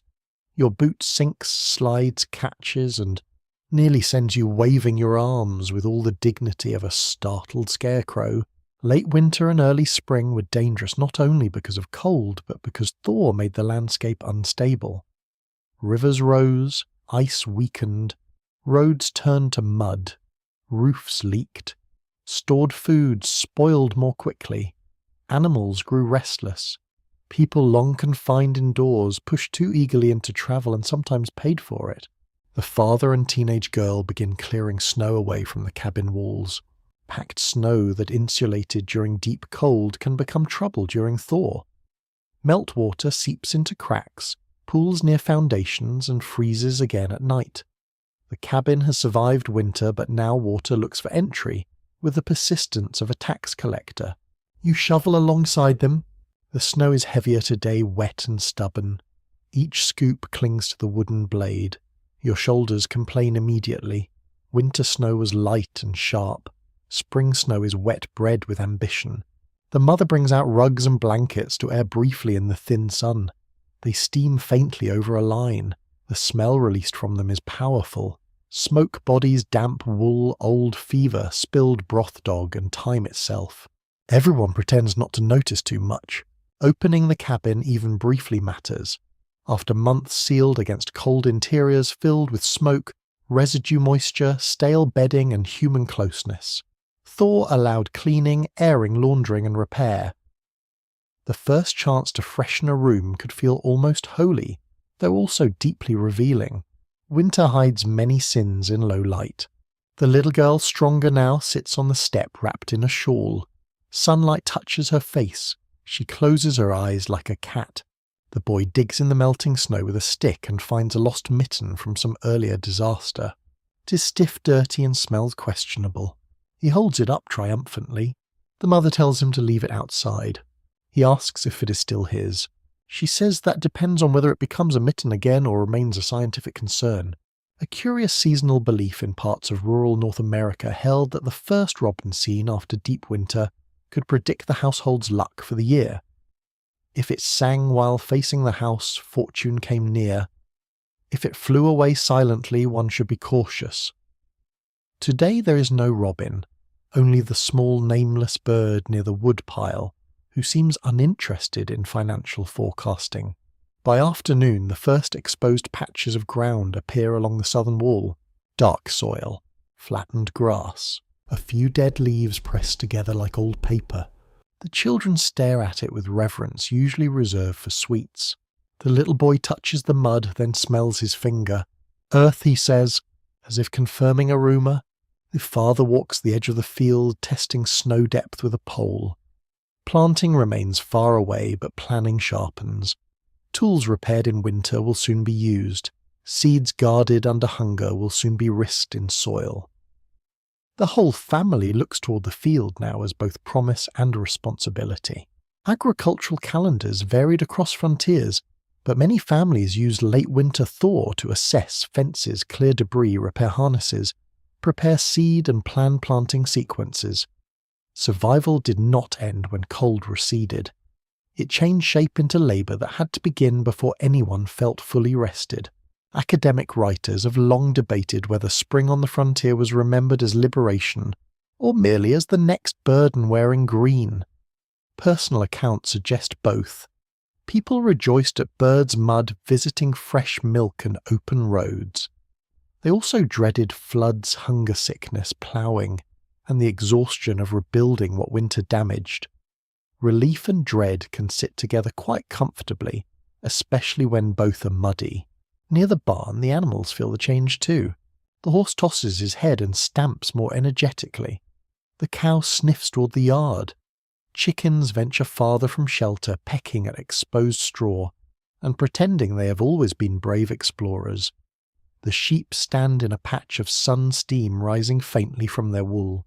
The smell around the barn intensifies as frozen manure thaws. No one writes poems about this part. They should not start. The father begins mucking out the worst of the stall bedding. The work is heavy, sour, and necessary. Clean bedding reduces illness and keeps animals healthier for spring. The teenage girl helps spread old straw onto a pile, where it will later serve as manure for fields. Winter waste becomes summer fertility. History does enjoy recycling even when it smells personally aggressive. Inside, the mother examines the root stores. Some potatoes are sprouting. Some turnips are soft. One onion has collapsed into sadness. Spoilage rises with temperature and stored foods must now be sorted carefully. Good food saved. Bad sections cut away. Sprouted potatoes handled with caution. Seed potatoes separated from eating potatoes. The food cellar that preserved life all winter now requires vigilance of a different kind. The mother cuts away rot with a small knife. Nothing wasted if any portion can remain. But she smiles when she finds several firm potatoes beneath the straw. Small victories. Outside, the dripping quickens toward evening. Water runs in tiny threads along the packed path. The air cools again as the sun drops and those threads begin to stiffen. By morning they may be ice. The family brings blankets back inside before damp night air settles.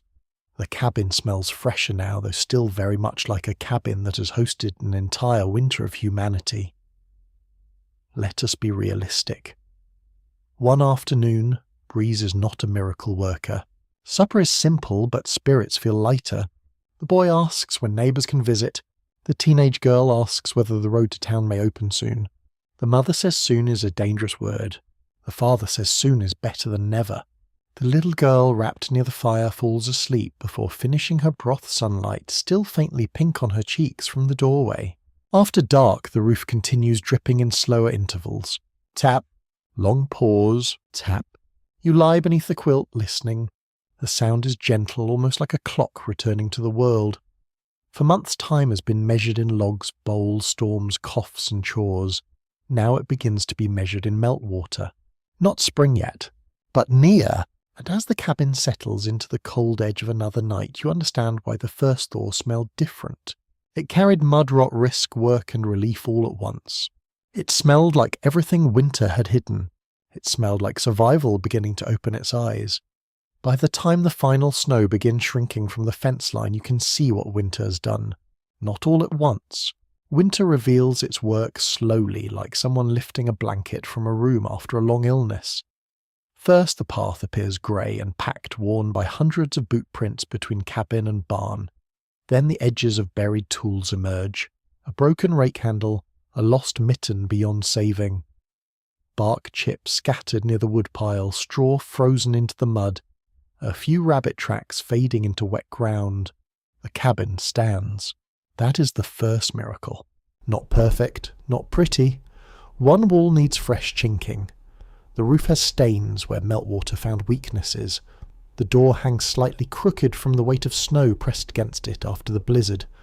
The chimney smokes better now, but black soot marks the stones like memory made visible. Still it stands. The family stands too, though changed. The father moves more slowly when he first wakes. His hands are rougher than when you arrive, split in places, healed in others. The mother's face looks thinner, but her eyes remain clear and watchful. The teenage girl carries herself with a quiet competence that seems older than her years. The little girl laughs again without coughing afterward. The boy has grown attached to a new stick he insists is a walking staff, though it is clearly just a stick with ambition. The animal survived. The cow gives a little milk again. The horse stamps restlessly whenever the barn door opens. The chickens, having lived through months of cold, now behave as if they personally invented spring. Frontier survival was not usually measured in grand victories. It was measured in what remained. A roof, seed corn, a living cow, children still breathing, enough strength to plant, enough neighbours left to rebuild roads and share news, enough humour to insult chickens with feeling. The mother spreads the saved seeds once more across the table. Now the cloth looks different. During hunger, those seeds felt almost cruel food forbidden by the future. Now they seem luminous. Beans, corn, squash, each one a small sealed promise. She sorts them carefully, discarding any that show rot or cracking. The boy asks whether a bean remembers being a plant. His sister says it remembers better than he remembers chores. A fair and necessary correction. The father examines the field beyond the cabin. Snow still lies in shaded hollows, but dark soil shows in widening patches. It smells wet and rich, mixed with thawing leaves and animal bedding from the manure pile. Not delicate, no, but alive.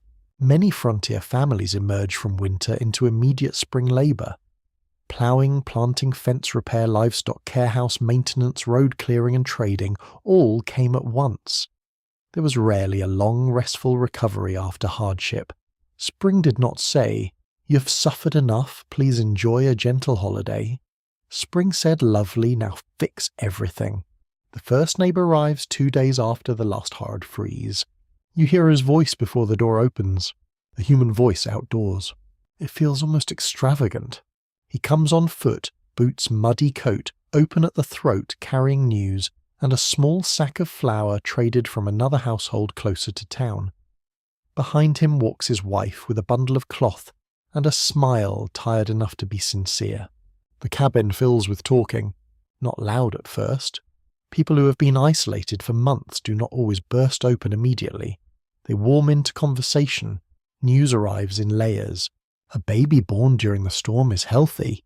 One barn roof collapsed farther west, but the family survived. The road to town may open within a week.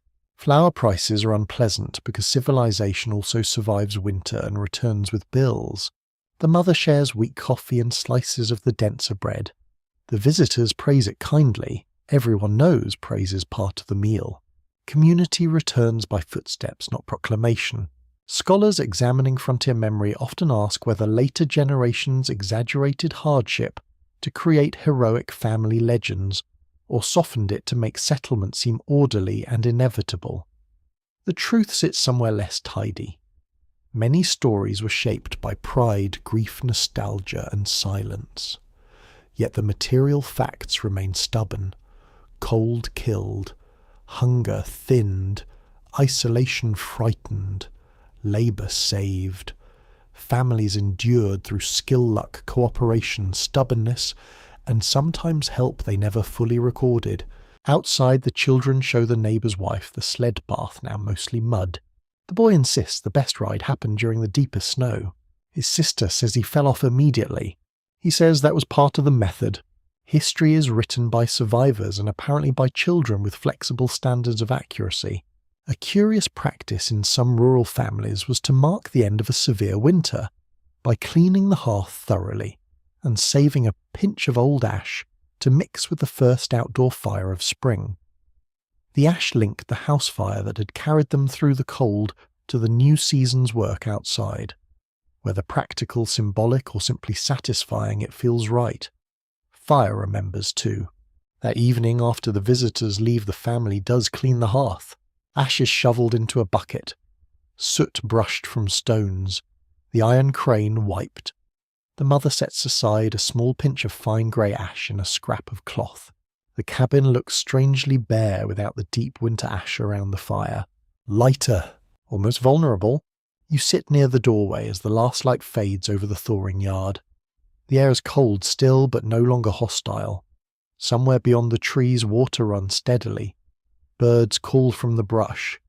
The barn smells sharper now, fully awake from freeze. Mud clings to boots. The world has texture again. Winter has not vanished without cost. Food stores are low. Bodies are tired. Tools need repair. The fence needs rebuilding. There are graves in many frontier communities from winters like this one, even if not here, not this time. That knowledge settles quietly beside relief. Survival is never pure triumph. It is gratitude with shadows attached. Yet there's also laughter tonight. The little girl laughs at the dog slipping in mud. The father laughs at the boy trying to leap a puddle and landing in the centre like destiny pulled him down. The mother laughs last softly while shaking her head and reaching for another rag. That may be the sound winter leaves behind when it finally loosens. Not cheering, not speeches, just ordinary laughter returning to ordinary mess. You look once more at the cabin, at smoke rising steady from the chimney, at patches on sleeves, at seed sacks guarded near the wall, at the family moving through evening with the quiet knowledge that they crossed something together. Harsh frontier winters in isolation did not simply test families. They remade them. They taught who woke first, who gave up food silently, who could mend in darkness, who could read weather, who could make a joke when the beans were thin, who could hold a sick child through the longest night. And long after spring mud dries, long after fields green and roads reopen, that knowledge remains, stored deeper than potatoes, warmer than ash, carried forward in hands. Habit stories in the way a family listens when wind touches the wall. Word count 1157. The room grows softer now and the story begins to loosen its hold just as winter loosens from the land. You do not need to keep counting logs. You do not need to check the well path or listen for the cow in the barn, or wonder whether the roof will carry one more night of snow. Those tasks belong to another time, another cabin, another circle of firelight. Here there is only the gentle sound of thawing water beyond the door moving slowly through dark earth and last year's leaves. The family sleeps. The hearth glows low. A little warmth remains in the stones, enough for comfort, enough for memory. Outside, the stars return above the trees, clear and quiet, watching over the muddy yard, the resting animals, the seeds waiting patiently in their sacks. You can let the cold drift away now. Let the smoke fade. Let the creak of timber become only a sleepy rhythm at the edge of hearing. The long winter has passed through its hardest hours, and what remains is softer. A roof still standing, a field waiting, a family breathing together in the dark. So settle deeper into your own blankets. Let your shoulders release. Let your hands grow still. Somewhere far away a drop of meltwater falls from the eaves, then another, slow as a lullaby. Spring is not rushing. It does not need to. It simply arrives breath by breath while the night becomes calm around you. And for now you're warm, you're safe, and the fire has done its work. Sweet dreams.